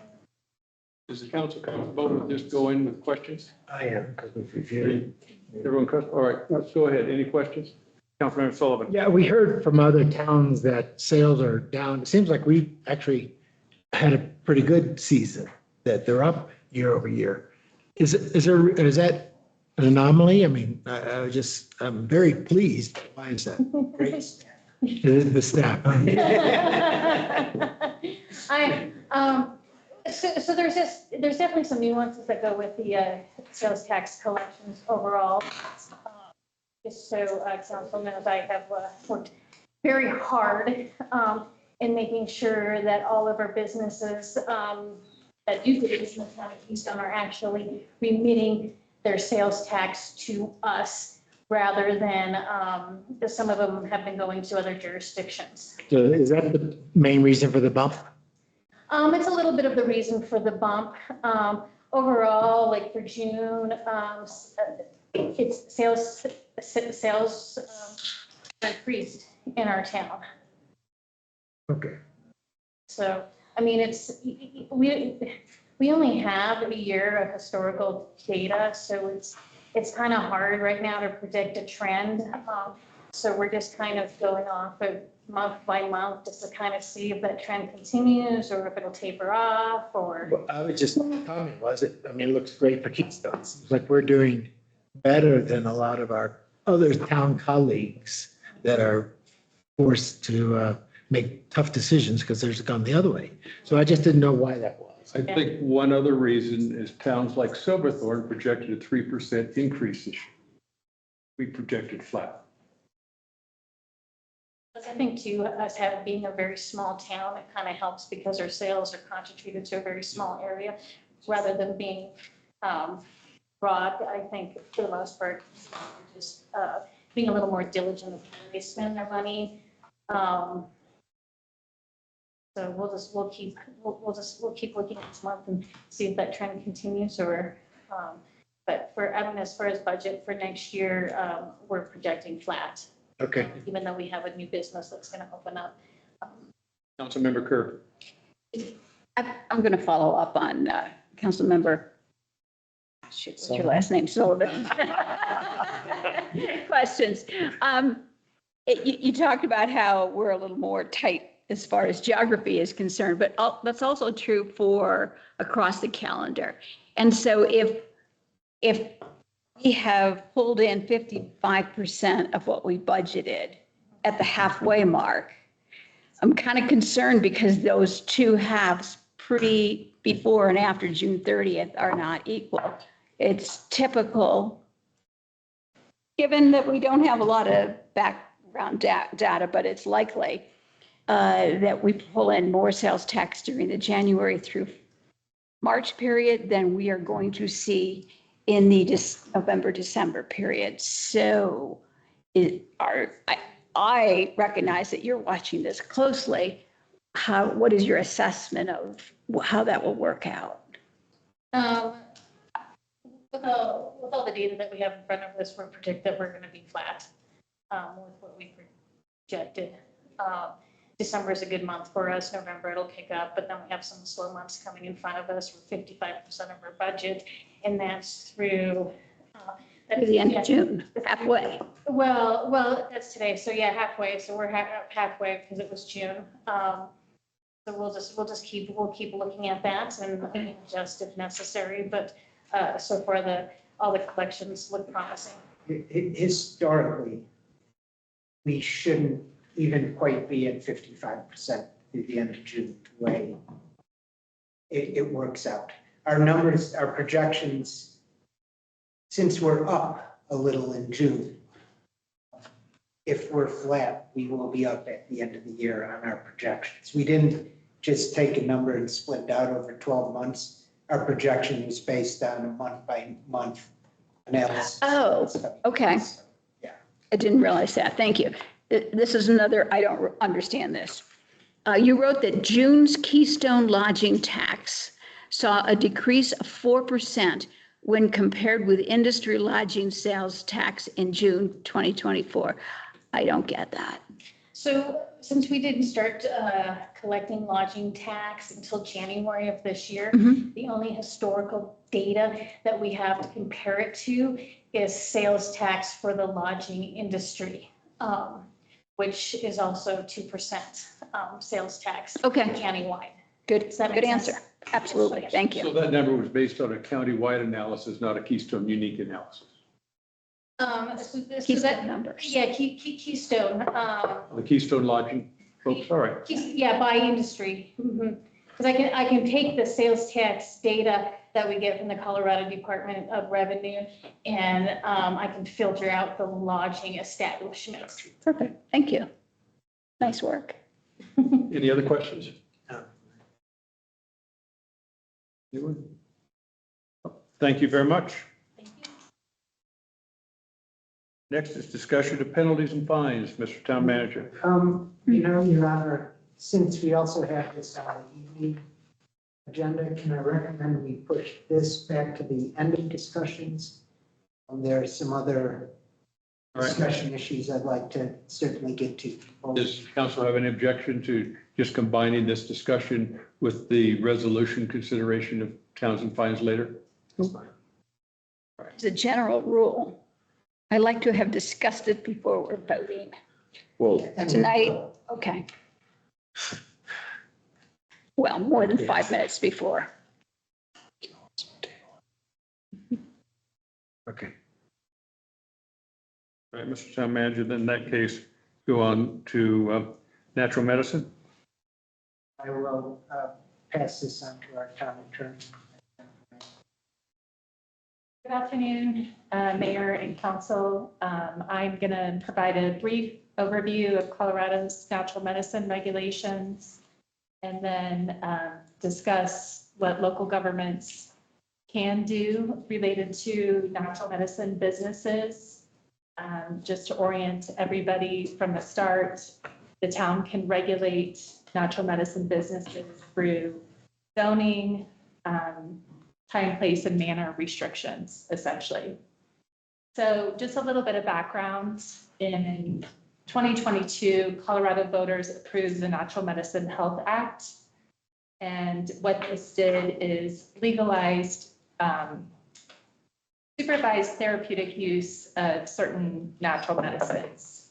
Right now, we're looking at the natural medicine called psilocybin. The Natural Medicine Health Act also implemented other regulations by the state, and healing centers, cultivation facilities, and testing labs all have to be regulated by the state. Individuals who want to administer natural medicine also have to get licensed to do it. What this Natural Medicine Health Act said is that local governments cannot ban these businesses, but you can put in place regulations related to the operations. So under state law, Keystone can regulate time, place, and manner. Time really looks at business hour operations. Place is looking at where the businesses are located. So what zone districts, also potentially you could implement distance requirements from schools and residences. Under state law, there is already a distance requirement in place for 1,000 feet from schools. In your packet in the staff report, there are some proposed regulations. Now, to say, first off, there have been a handful of municipalities who have adopted regulations related to natural medicine. A lot of those municipalities have adopted place regulations that limit these business operations to industrial zones, and also place the healing centers in areas where medical facilities are located. Keystone is a little bit unique and unlike other municipalities in that you don't have an industrial zone district.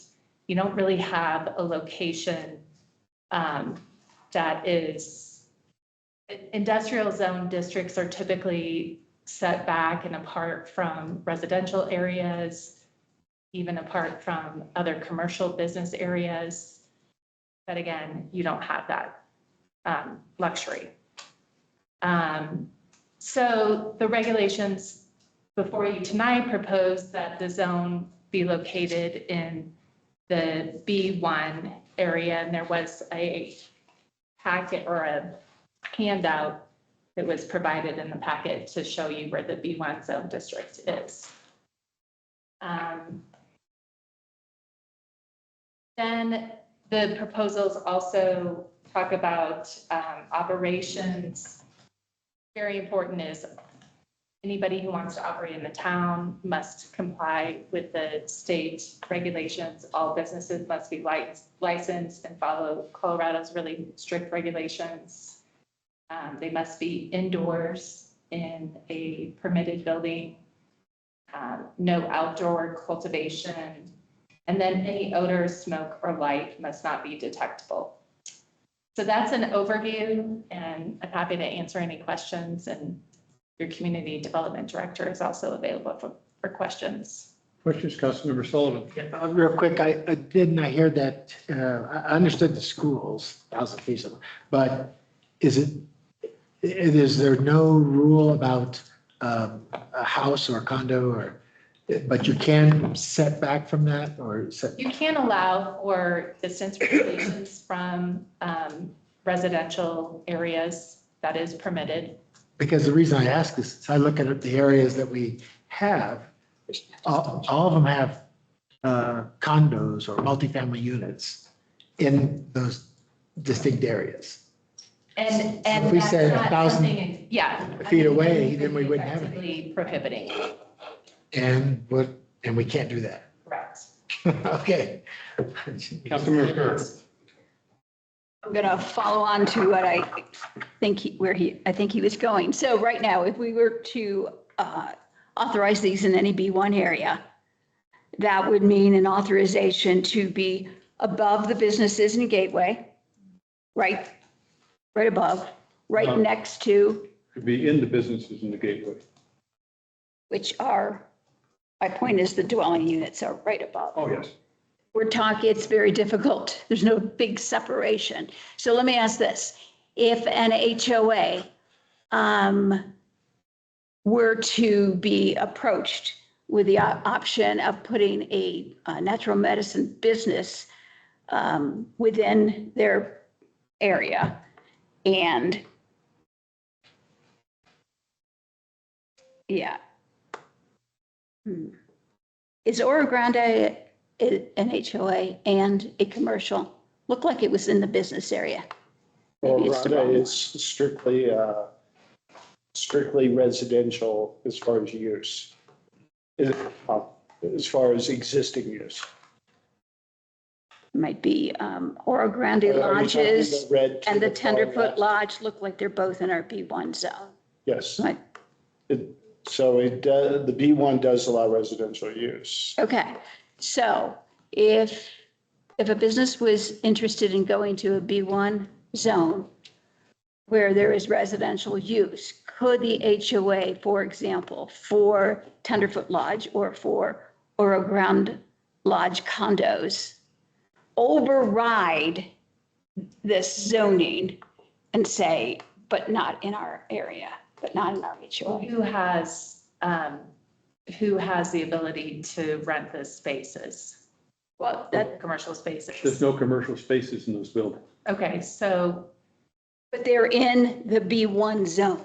That's my point. So right now, we have not identified that we're going to say that you can only be in an existing commercial area. They want to might want to build something. So I had a question on this follow, like kind of digging. Perhaps you were going to clarify this? It's an question? interesting way of looking at it.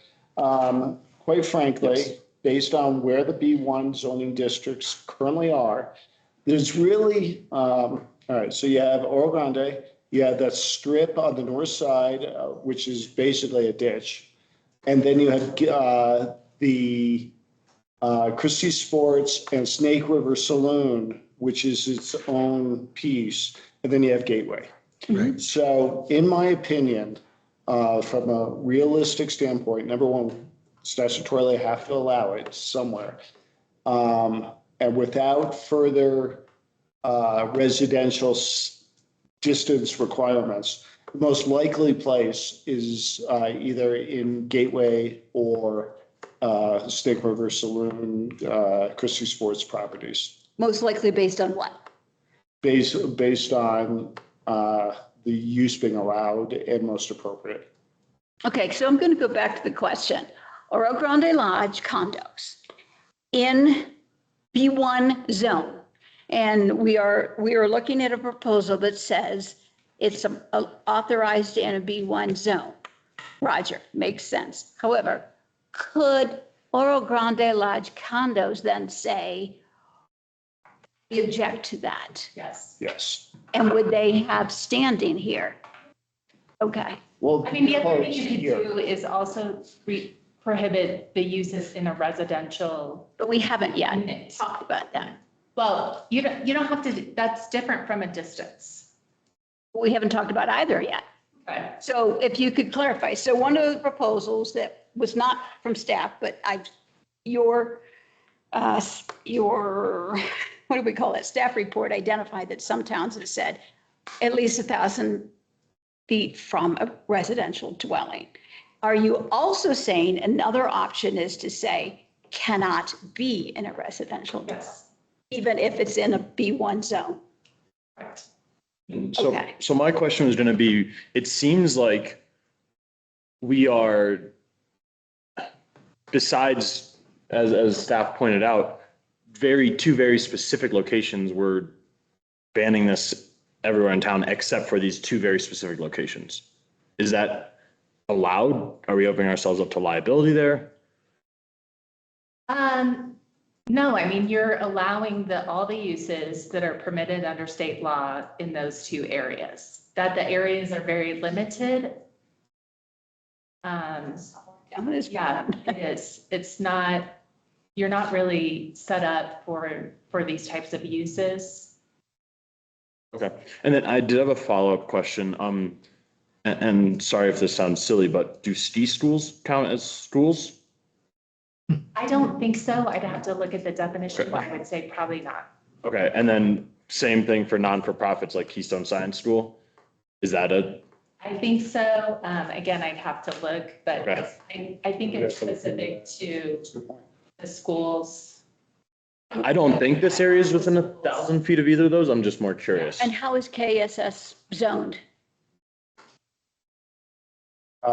Sorry, science. But that's well past 1,000 feet from But we haven't, this location. nobody's proposed 1,000 feet. We've just said some towns have done that. No, isn't it It's state law. Unless you want to do less. Schools, okay, Yeah, but not residential. okay.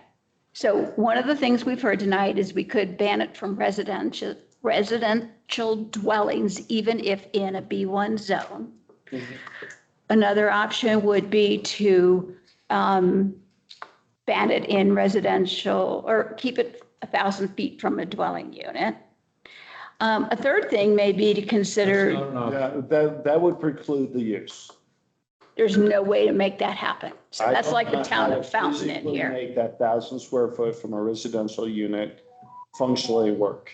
I do Okay, not know how that's why I wanted to know. So the other, other possibility that's essentially on the table is no restrictions. Now, if I read it right, Frisco has only limited it from distance to schools. Yeah, that is. Did not require that it be in a commercial zone.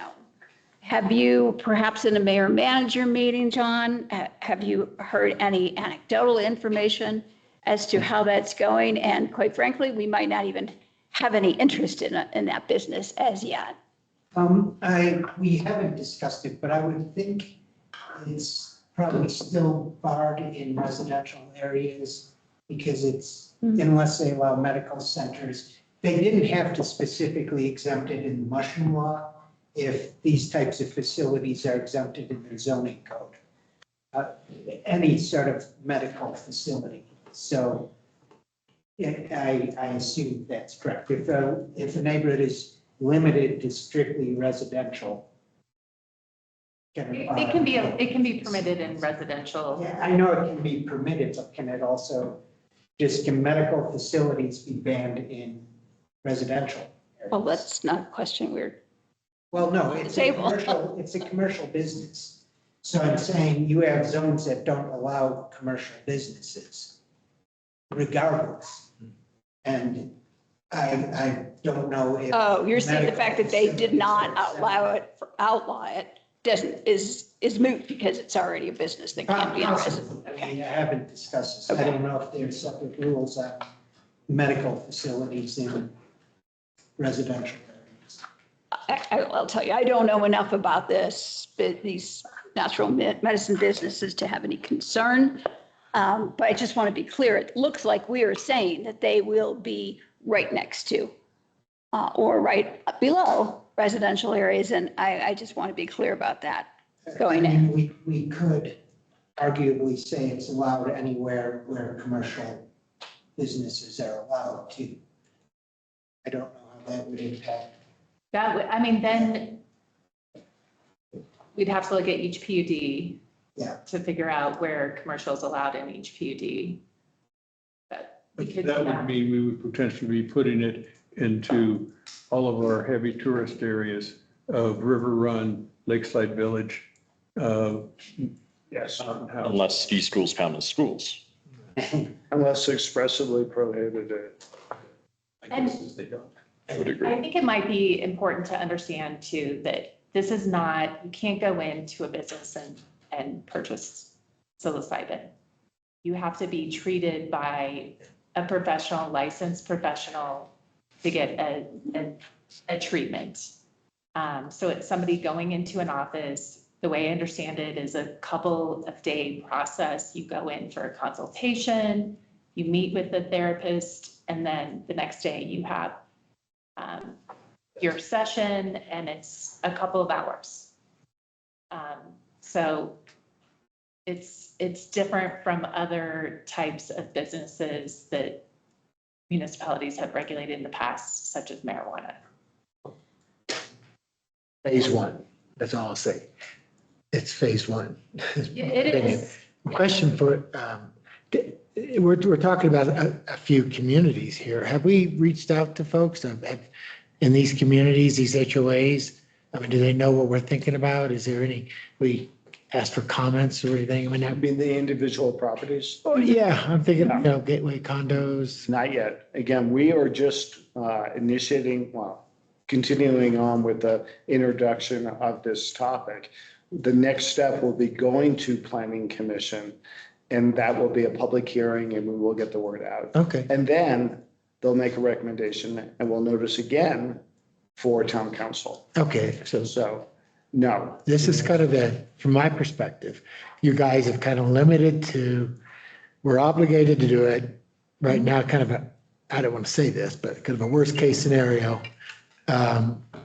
But we are going to go through a broader process, talk to these folks, and we'll come back. If there's a real rebellion or if there's some issues we don't understand, then we can review it again. That's what you're asking for today. Keep in mind, our intent is to comply. Obviously, there were concerns because of the moratorium, but our objective is to allow the use, which we're obligated to do, but also if it does have to happen, where are the appropriate locations? Right. So that's what we're attempting to do, and we're going to garner input, and maybe through the public process, we will hear some separation requirements or suggestions from residential use. I don't know. But what I don't want to happen is to preclude the use. I can't. Understand. Agreed, don't want to, don't need to, don't have the authority to. I'm kind of wondering why we're talking about it now before the plans and zoning commission take it up. My sense was there was a proposal, if we liked that, or the other option would be to bounce it to the planning commission.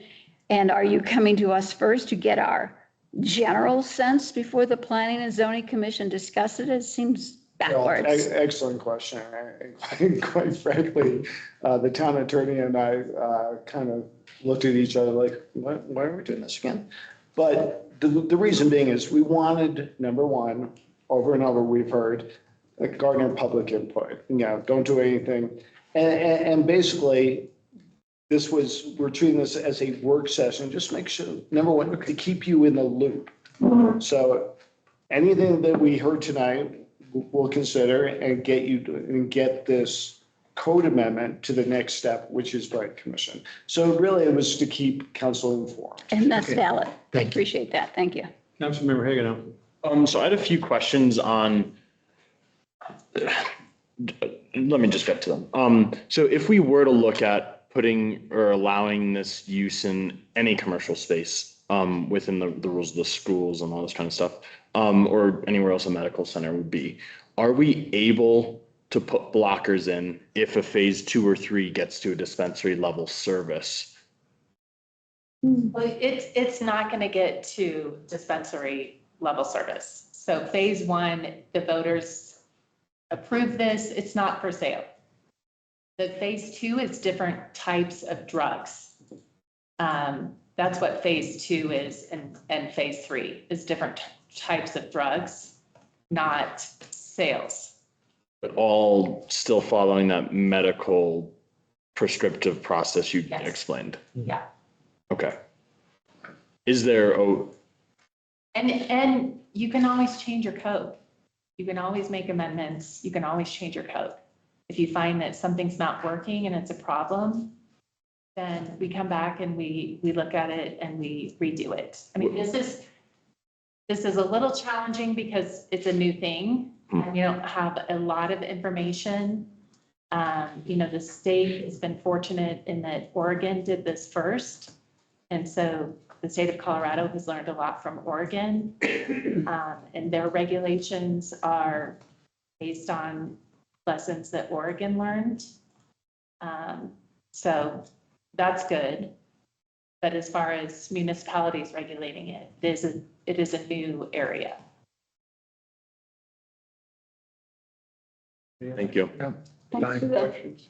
lay down. Ready to move on. All right. Not a lot of guidance. Well, I can honestly say we've kept you in the loop. So, Jack, we'll get to the next, step. And, you'll see it after that. The next item is discussion of the council vacancy. And with that, I'll turn it over to the town manager. Okay, on August 22nd, Councilmember Valerie Pistet submitted a notification of resignation from her position as a council member. This clearly creates a vacancy in the town council. Councilmember Pistet is serving a 2-year term. Her term was set to expire in April of 2026. We need guidance on how you want staff to go forward with this. This is the third time we've had a vacancy. The town council has two options. They can order a special election, or they can fill the vacancy by appointment. If it's filled by appointment, whoever's filled in that position will be up for election in the April of 2026 election. In the case of Councilmember Fistet's position, it will be an open position in the April of 2026 election, regardless of the appointment. For people who are appointed to a 4-year term, the election, even if they have to stand for election in April, they're standing to only fill out the remainder of that 4-year term. It's not a new 4-year term beginning in April of 2026. The charter calls for the council to decide how to fill it as soon as possible, and to fill it as soon as possible. The election clearly would take longer than an appointment. That's okay under the charter. It's, I guess we're looking on how do you want to do this. If we do have the election, if the council instruct us to go forward with the election, next steps regardless are we post the vacancy and solicit applications from the vacancy or for the vacancy from interested citizens. The clerk then will check and make sure that the applicants are qualified to be council members. And then we will either have interviews in front of the council for an appointment or go through the election process. The election process is going to take, and I'll lean on my clerk here, but somewhere between 60 and 90 days in the best case scenario, because of certain state and federal regulations dealing with elections and overseas voters and issues like that. The appointment process I put some dates in the packet. They're kind of aggressive dates. We don't necessarily have to accept those. It only gives us a couple weeks to solicit applications with the dates we have, but as I said, the appointment process, we could finish in a month. We could finish in a week if we had applicants. It's on the time schedule set by you as a council. So I guess the first question is, which way do you want to go? Election, special election, or appointment? And the next question is, what sort of timetable do you want to set for either of those? Am I correct then that if we decided to go the election route, optimistically, you would probably be looking at a January election? Late December or early January, about the same time applicants for the April one have to start getting. Council members Well, Sullivan and then I just, move around. I think it's obvious we should go through the appointment process is my view, but leave this up to others. Member Format? I don't love going through the appointment process again at this point. Is there any option, given the election timeline, so that we can get the express will of the people? Is there any way to just roll this into the April election? You can have the position vacant until the election. I mean, okay, so it says, the charter says you have to fill the position as soon as practicable. Is waiting until an April election as soon as practicable? Arguably, it's not, if appointment is an option. If you don't fill it, and at any time you don't have quorum, your charter provides that the clerk has to order an election. That's a very good detail to know. A clarifying question. Is it, did you say practicable or practical? Practicable. Okay, so then that would preclude cost and logistical considerations as Well, as a balance point against speed, is my question. I think that the speed is the triggering factor really for the timeline. Good clarification. Thank you. Other comments or thoughts? John, you mentioned it could be 30 days. You said it could be 1 week. What was it last time? Do you recall? Can you put your finger on it? We had about a month for the applicants to get in, and then the next meeting, I think a week later, we had the applications in the week before the meeting.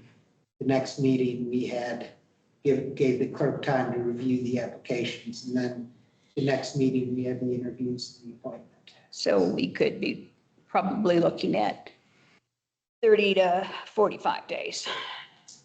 Yeah, like I said, I put applications September 15th, interviews September 23rd. I think it would be better to actually have applications due by our September 29th, and I agree. And then do the interviews at our next meeting. So that's about 5 weeks. Okay. Yeah. All right, Councilmember.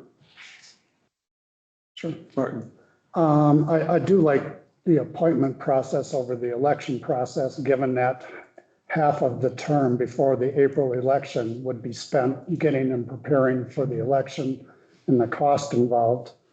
I like the comment about if we left it vacant. I see some pros and cons. As being the last person appointed to the council, I was only one of 3 people that submitted a letter of interest, given the 1,200 registered voters that we have. So a quick time frame for a submittal of letter of interest, I have concerns about how many people would submit a letter of interest.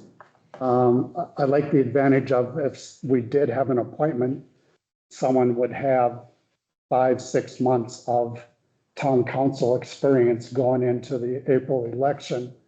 But then that goes back to, does someone want to be on the council for 5 or 6 months, knowing that come April election, what's going to happen? Am I reelected? Am I not reelected? So I think there's a lot of nuances that are kind of being presented to us for consideration. Councilmember Kerr. Here's an awkward question based on the laydown that Councilmember Martin just gave us. What if we had none or one person to apply? Do we have the authorization to decide not to move forward? Or are we then beholden to appoint the only person? There's nothing forcing you to appoint the only person who applies. There's nothing in the charter that says you have to do that. So then the question would be, do you open it up for time period to allow other applications? Do you move forward with an election? Or do we move forward to nothing until April? If you don't have 7 people, you could end up with tie votes. Okay. Well, it can be a problem. Yeah. Can we explore that? I think most of us understand and not pinning anybody to anything, but do we have an idea of who's going to be out in the next few months? What do you mean? Maybe. What do you mean? Where we would be put in that position where we would a quorum has to be what? 4? 4. You would have to have 2 people absent, 3 people absent at the same time to confront that problem you just suggested. Is that correct? She was talking about tie vote versus quorum, but yes. Yeah. The quorum requirement doesn't significantly change because we have a quorum is 4 today, right? Right. Right. So if you had 3 people attending a meeting, Yeah. then the clerk is required to set an election under the charter. Well, let's back up. I'm confused. Could you, so if we had a meeting and we didn't reach quorum, then the clerk would be required to call an election. Correct. And the charter is consistent with state law. The reason that that's in state law is that you could have multiple vacancies on council, and the idea is you need to fill them. Well, in a year and a half, has that been an issue or has that arose? It is not. So what are your thoughts? Good. I think tie votes are not ideal. However, I'm pretty sure that our procedure is that the mayor breaks that tie. No. No? Okay, thank you for that clarification. In case of a tie vote, whatever's being voted on fails. Fails. Okay, well, that's fair enough too, because you don't want something so tight. That's reasonable. Less concerned about that over the short term. I like Councilmember Kerr's point that we might be able to manage the quorum issue.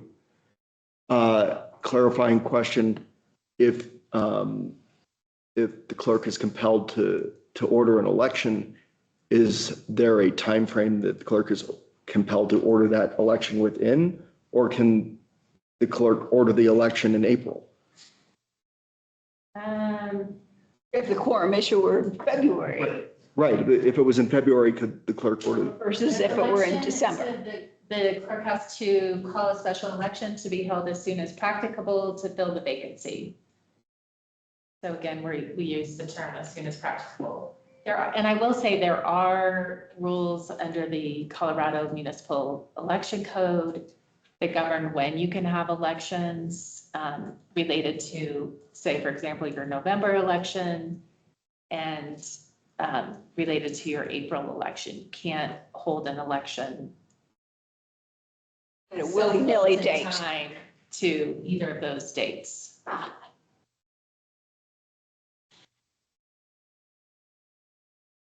Councilmember Hagan. Thank you.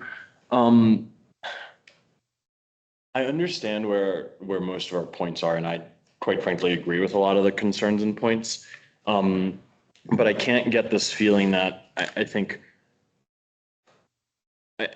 we shouldn't restrict the ability of people to be involved in the governing process because of potential concerns. And what I think we are talking about by holding off an appointment until April or not filling the vacancy is just that, by restricting people's ability to be involved in the government process. And I don't know if that's something that would sit well with the constituents or just myself in general. I think that we should at least try to fill the vacancy. And to Councilwoman Kerr's point, if we don't have anyone apply, or if the applicant pool is not to the threshold that would be deemable to be appointment. Allow us to make a choice. Of us to make a choice, then we can cross that bridge, I guess, at that point. But I don't think we should determine ahead of time that we shouldn't open it up to appointment because of concerns of that. Right. I like to consider all possibilities. Councilmember Permit. I respect that point greatly, Councilmember Hagenel. The counter, I don't think anyone here wants to restrict the will of the people. I think most of the comments here has been like, how do we affect the will of the people and govern responsibly in choosing folks and giving them the right opportunity in the same way that you could consider it restricting to delay until the scheduled election. You could also take Councilmember Martin's point that you would be restricting some people's ability to participate in government by giving them the onerous requirement of both going through a selection process followed almost immediately by an election. So I think, and feel free to shoot that idea full of holes, but I think that's a valid perspective as well. I don't think we want our constituents to feel that their representation is being denied. So there might also be an option to like get some public feedback on that. Quite frankly, having been the only member of the council that went through the election and selection process, I don't think it's too onerous. Just in my personal opinion, especially like if somebody really wants to be involved in this organization and help lead the town, I don't think that the minimal, I don't think the process would be too much of an onus or an ask. And back to the comment of the timeline, because I know we had talked about that. I do agree with the longer timeline that we had talked about. So just kind of throwing that out there. Meaning what? It's a 30-day window. I think October 6th and I October. got a question for the attorney. Do we have a timeline in accordance with the charter or the state that we have to make the decision of special election or appointment? No, Councilmember Kerr. I mean, as soon as practicable, that's the timeline. So my going in position was concerned about asking people to do this work for such a short period of time. However, we have a lot of committed people in this community. I believe we should have, if we are going to appoint, we should be able to choose from at least 2 candidates. We don't have at least 2 candidates. Perhaps we just push that out another 2 weeks if that's feasible. And I agree with the 30-day minimum. But I don't actually see any difference now from the decision to appoint when we appointed Councilmember Martin. Nothing's changed. Councilmember Permit. I would, on the last point, I would disagree slightly just because we are so close in. But I think that you make a really good point that we should have multiple choices because we never want to be in a position, we want to be in the position of saying, we, the elected council, are choosing the best of our choices. We do not want to be in a position of saying good enough or not to one candidate. That would be a poor cultural move. I would say I would say that we ought to be able to evaluate the candidates to determine their qualifications for the position. And if we got 4 unqualified candidates, you could very well make a decision not to appoint either any of them. Likewise, if we got a single candidate that was qualified, we could appoint that candidate. I agree with that. That's a good. But the qualifications are simply limited to age and No, from our. being a voter and being full-time here, right? No. What are the other In our qualifications? view of qualifications. Oh. But that's a decision that's made behind, that's not made publicly, if you're making You'd that. have to make that decision public. Okay. Yes. It'd be a public interview, and then we'd have to make a decision. And if, at that point, if people wanted to reject all of the candidates, they'd have to say, I want to reject all of the candidates. And then we try again. That would be up to us. Okay, got it. One last comment. I think that for the public, there are people that would like to add value to this town. I think this is an excellent opportunity to see if you like this job. You know, so That's true. You do it for 4 or 5 months, and then you can decide whether you want to run again. Yep, that's So I other side of the go back coin. to the original proposal that we go ahead with an appointment for the 30 days and move on. And, you know, I haven't weighed in yet. I tend to be in the same category. Give our constituency an opportunity to apply. And I would find it highly unlikely that we would end up in the situation and say, gee, none of these really are the right fit or have the right real background or the right motivation or whatever. I think that's highly unlikely, but it was brought up earlier. Councilmember Hagan. I agree with both the last comments, but I would like to also throw my support behind the proposal that Councilwoman Kerr mentioned about a minimum number of applicants. I would agree with 2 as the minimum. I disagree with that. I think you ought to open it up to whoever wants to apply, and we would apply that lens to it at the time if we get the applicants. Yeah, if there's one good one and one good person that. Okay, I'm not going to die on that hill, but you know, I still agree with the comments that you both made.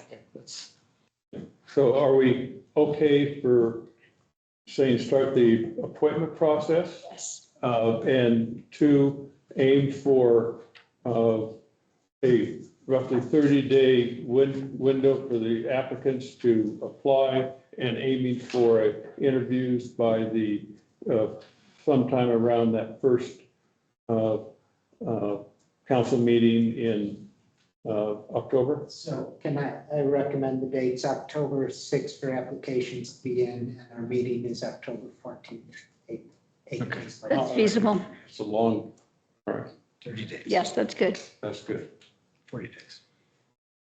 So thumbs up. Thumbs Takes a up, while for people to catch on. thumbs up for everybody on That's that? the word. Everybody. All right. All right, it's your guidance.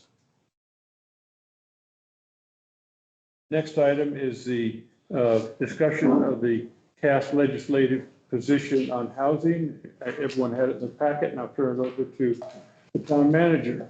Okay, we just received this on Monday, actually, like opinions back by September 8th, which is before our next meeting on legislative authority, or legislative position statements on housing.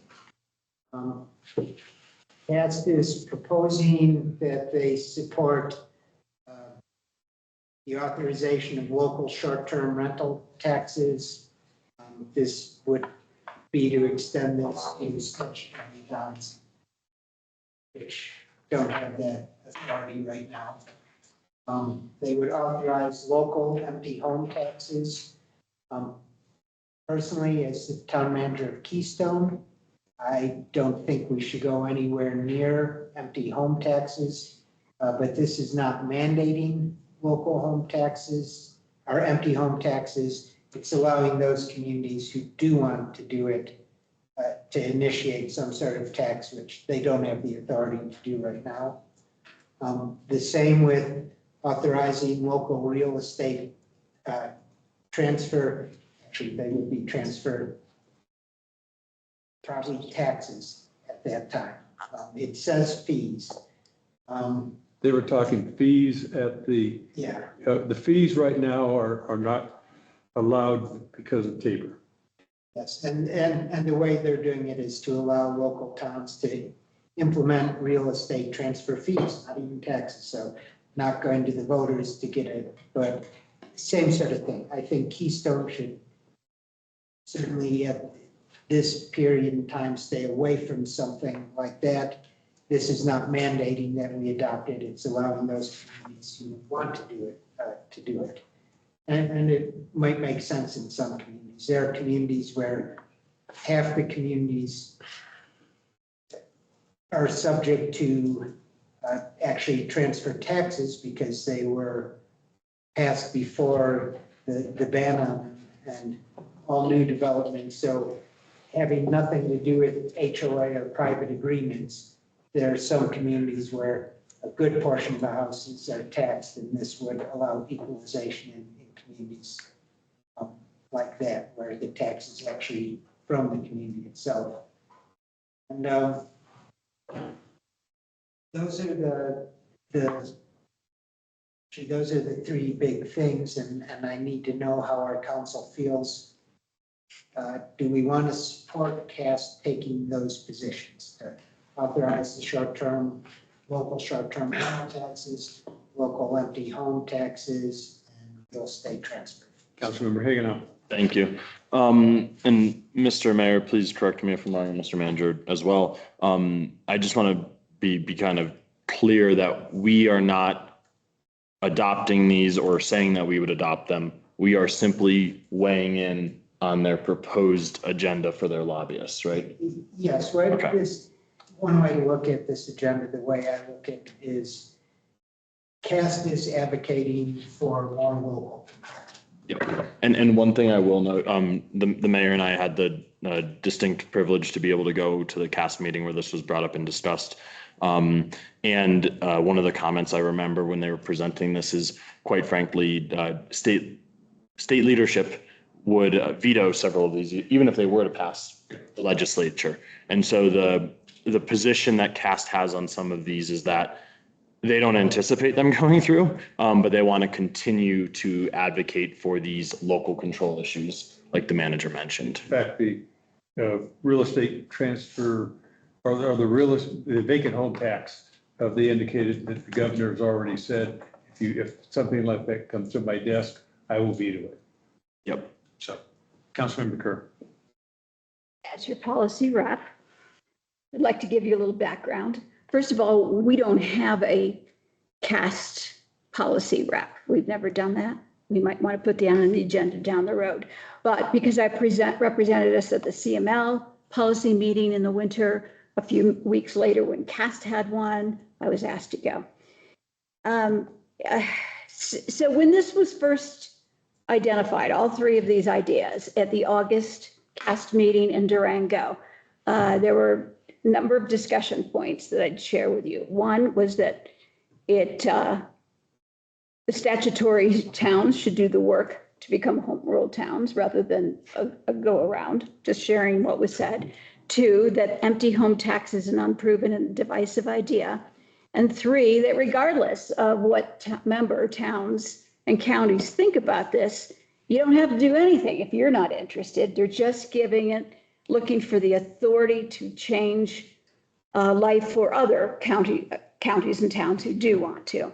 So the CAST manager and the president addressed these issues at the CAST meeting, I think it was in February, and they pointed out the lack of interest. They pointed out the time that they had spent to talk with our representatives to the State House, and they floated the idea that maybe CAST needed to hire a lobbyist. I would say that CML, Colorado Municipal League, is our lobbyist, and what they're doing is trying to have a united front to go to CML to put more impetus. Last year, though, CML did share how they handled this. And their point was they could not find, their lobbyists could not find any legislator ready to sponsor any of the proposed bills. A primary reason was that the governor's office, as the mayor mentioned, had already indicated that he would probably veto the empty home tax. And so it would be a big lift for a legislator to get behind something that was going to be a dead end. But the CML lobbyists advised that more grassroots support would be needed to motivate legislators.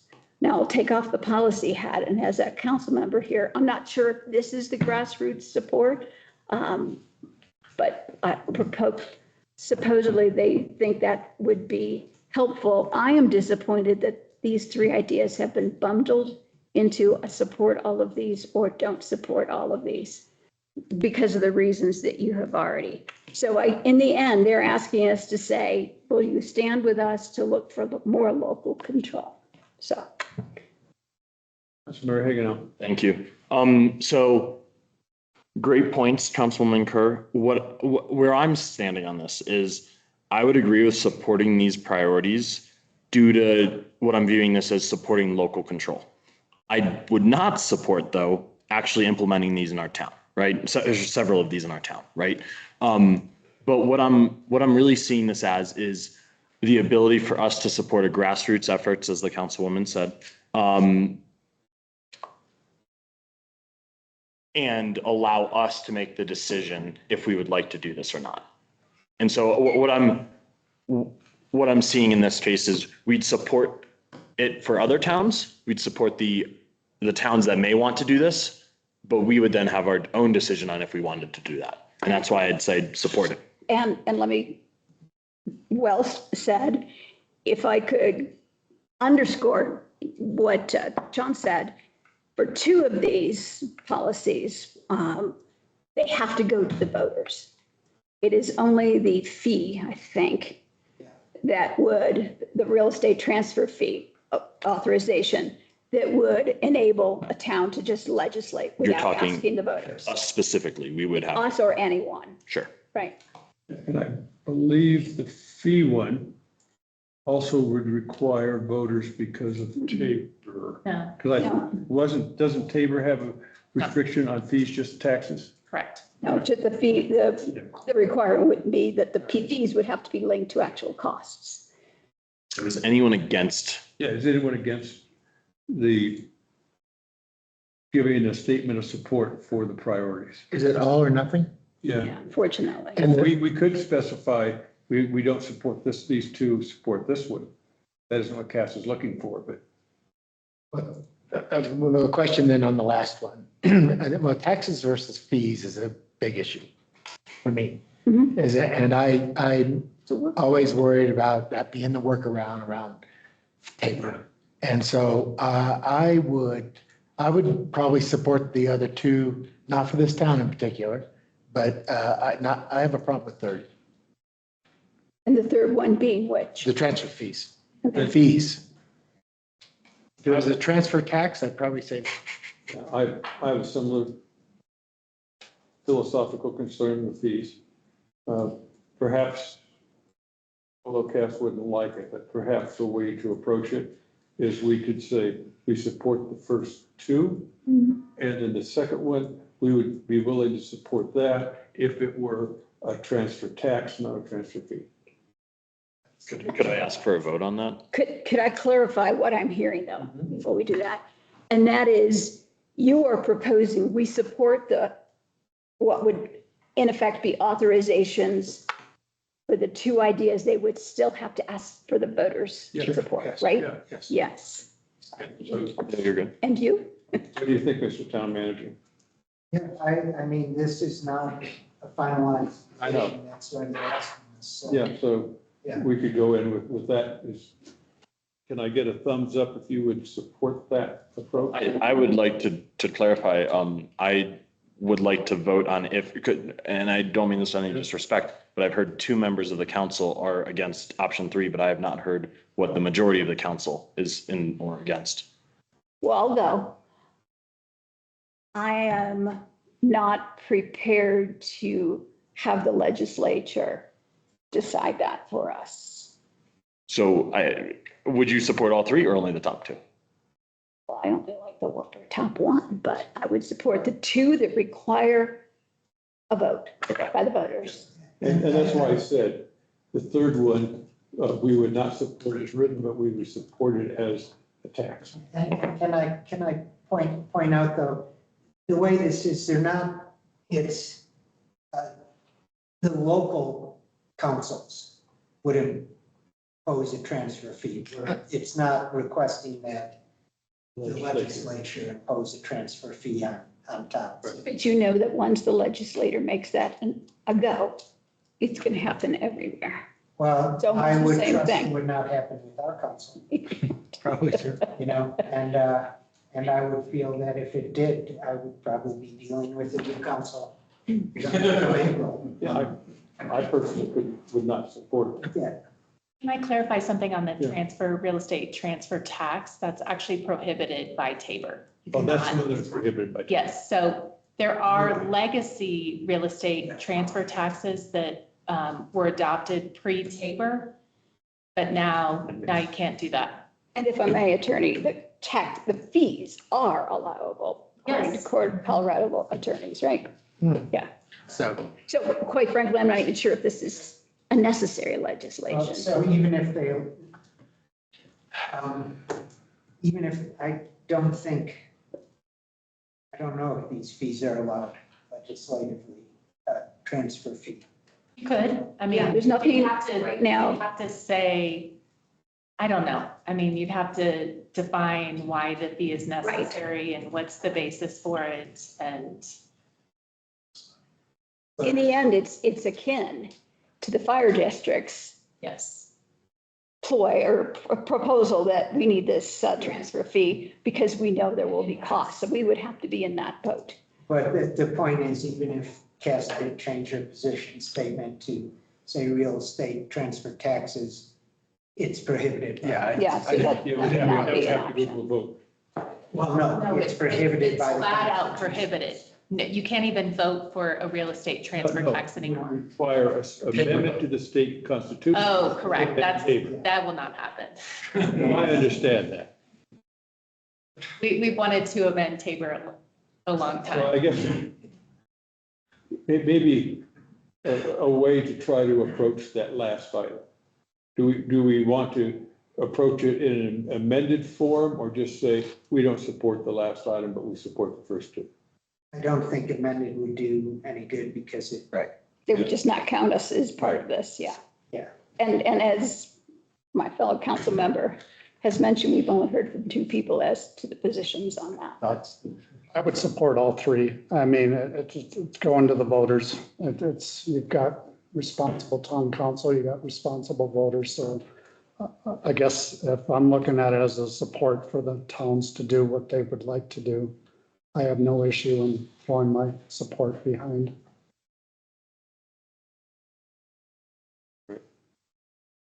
Can I have a proposal? Councilor Hagan. I would motion to provide a supporting documentation. I don't know. To support all three. I move that we. I move that we support all three cast legislative position Is there statements. a second? Second. Moved and seconded. Any further discussion? I think we've discussed it a lot. And in the end, we're just saying, give towns the authorization to consider these and to go to the voters. All those in favor, please say aye. Aye. Opposed? nay. Motion is carried. All right, I would propose we, at this point, well, two things as we go forward. Since we're going to be getting into the guts of the rest of the council meeting, I would suggest the next item on the agenda is the executive session. And can I legally, with Bob's rules, just ask the council to move that to the last item to be considered before adjournment? And then we'll go through the other items after after coming back from break at 7 o'clock. So you're proposing that we put the executive session at the end of the whole evening, as we usually do? As we usually do. Is that acceptable? All right. In that case, any objections to taking a break until 7 o'clock? Yes. All right, we are adjourned.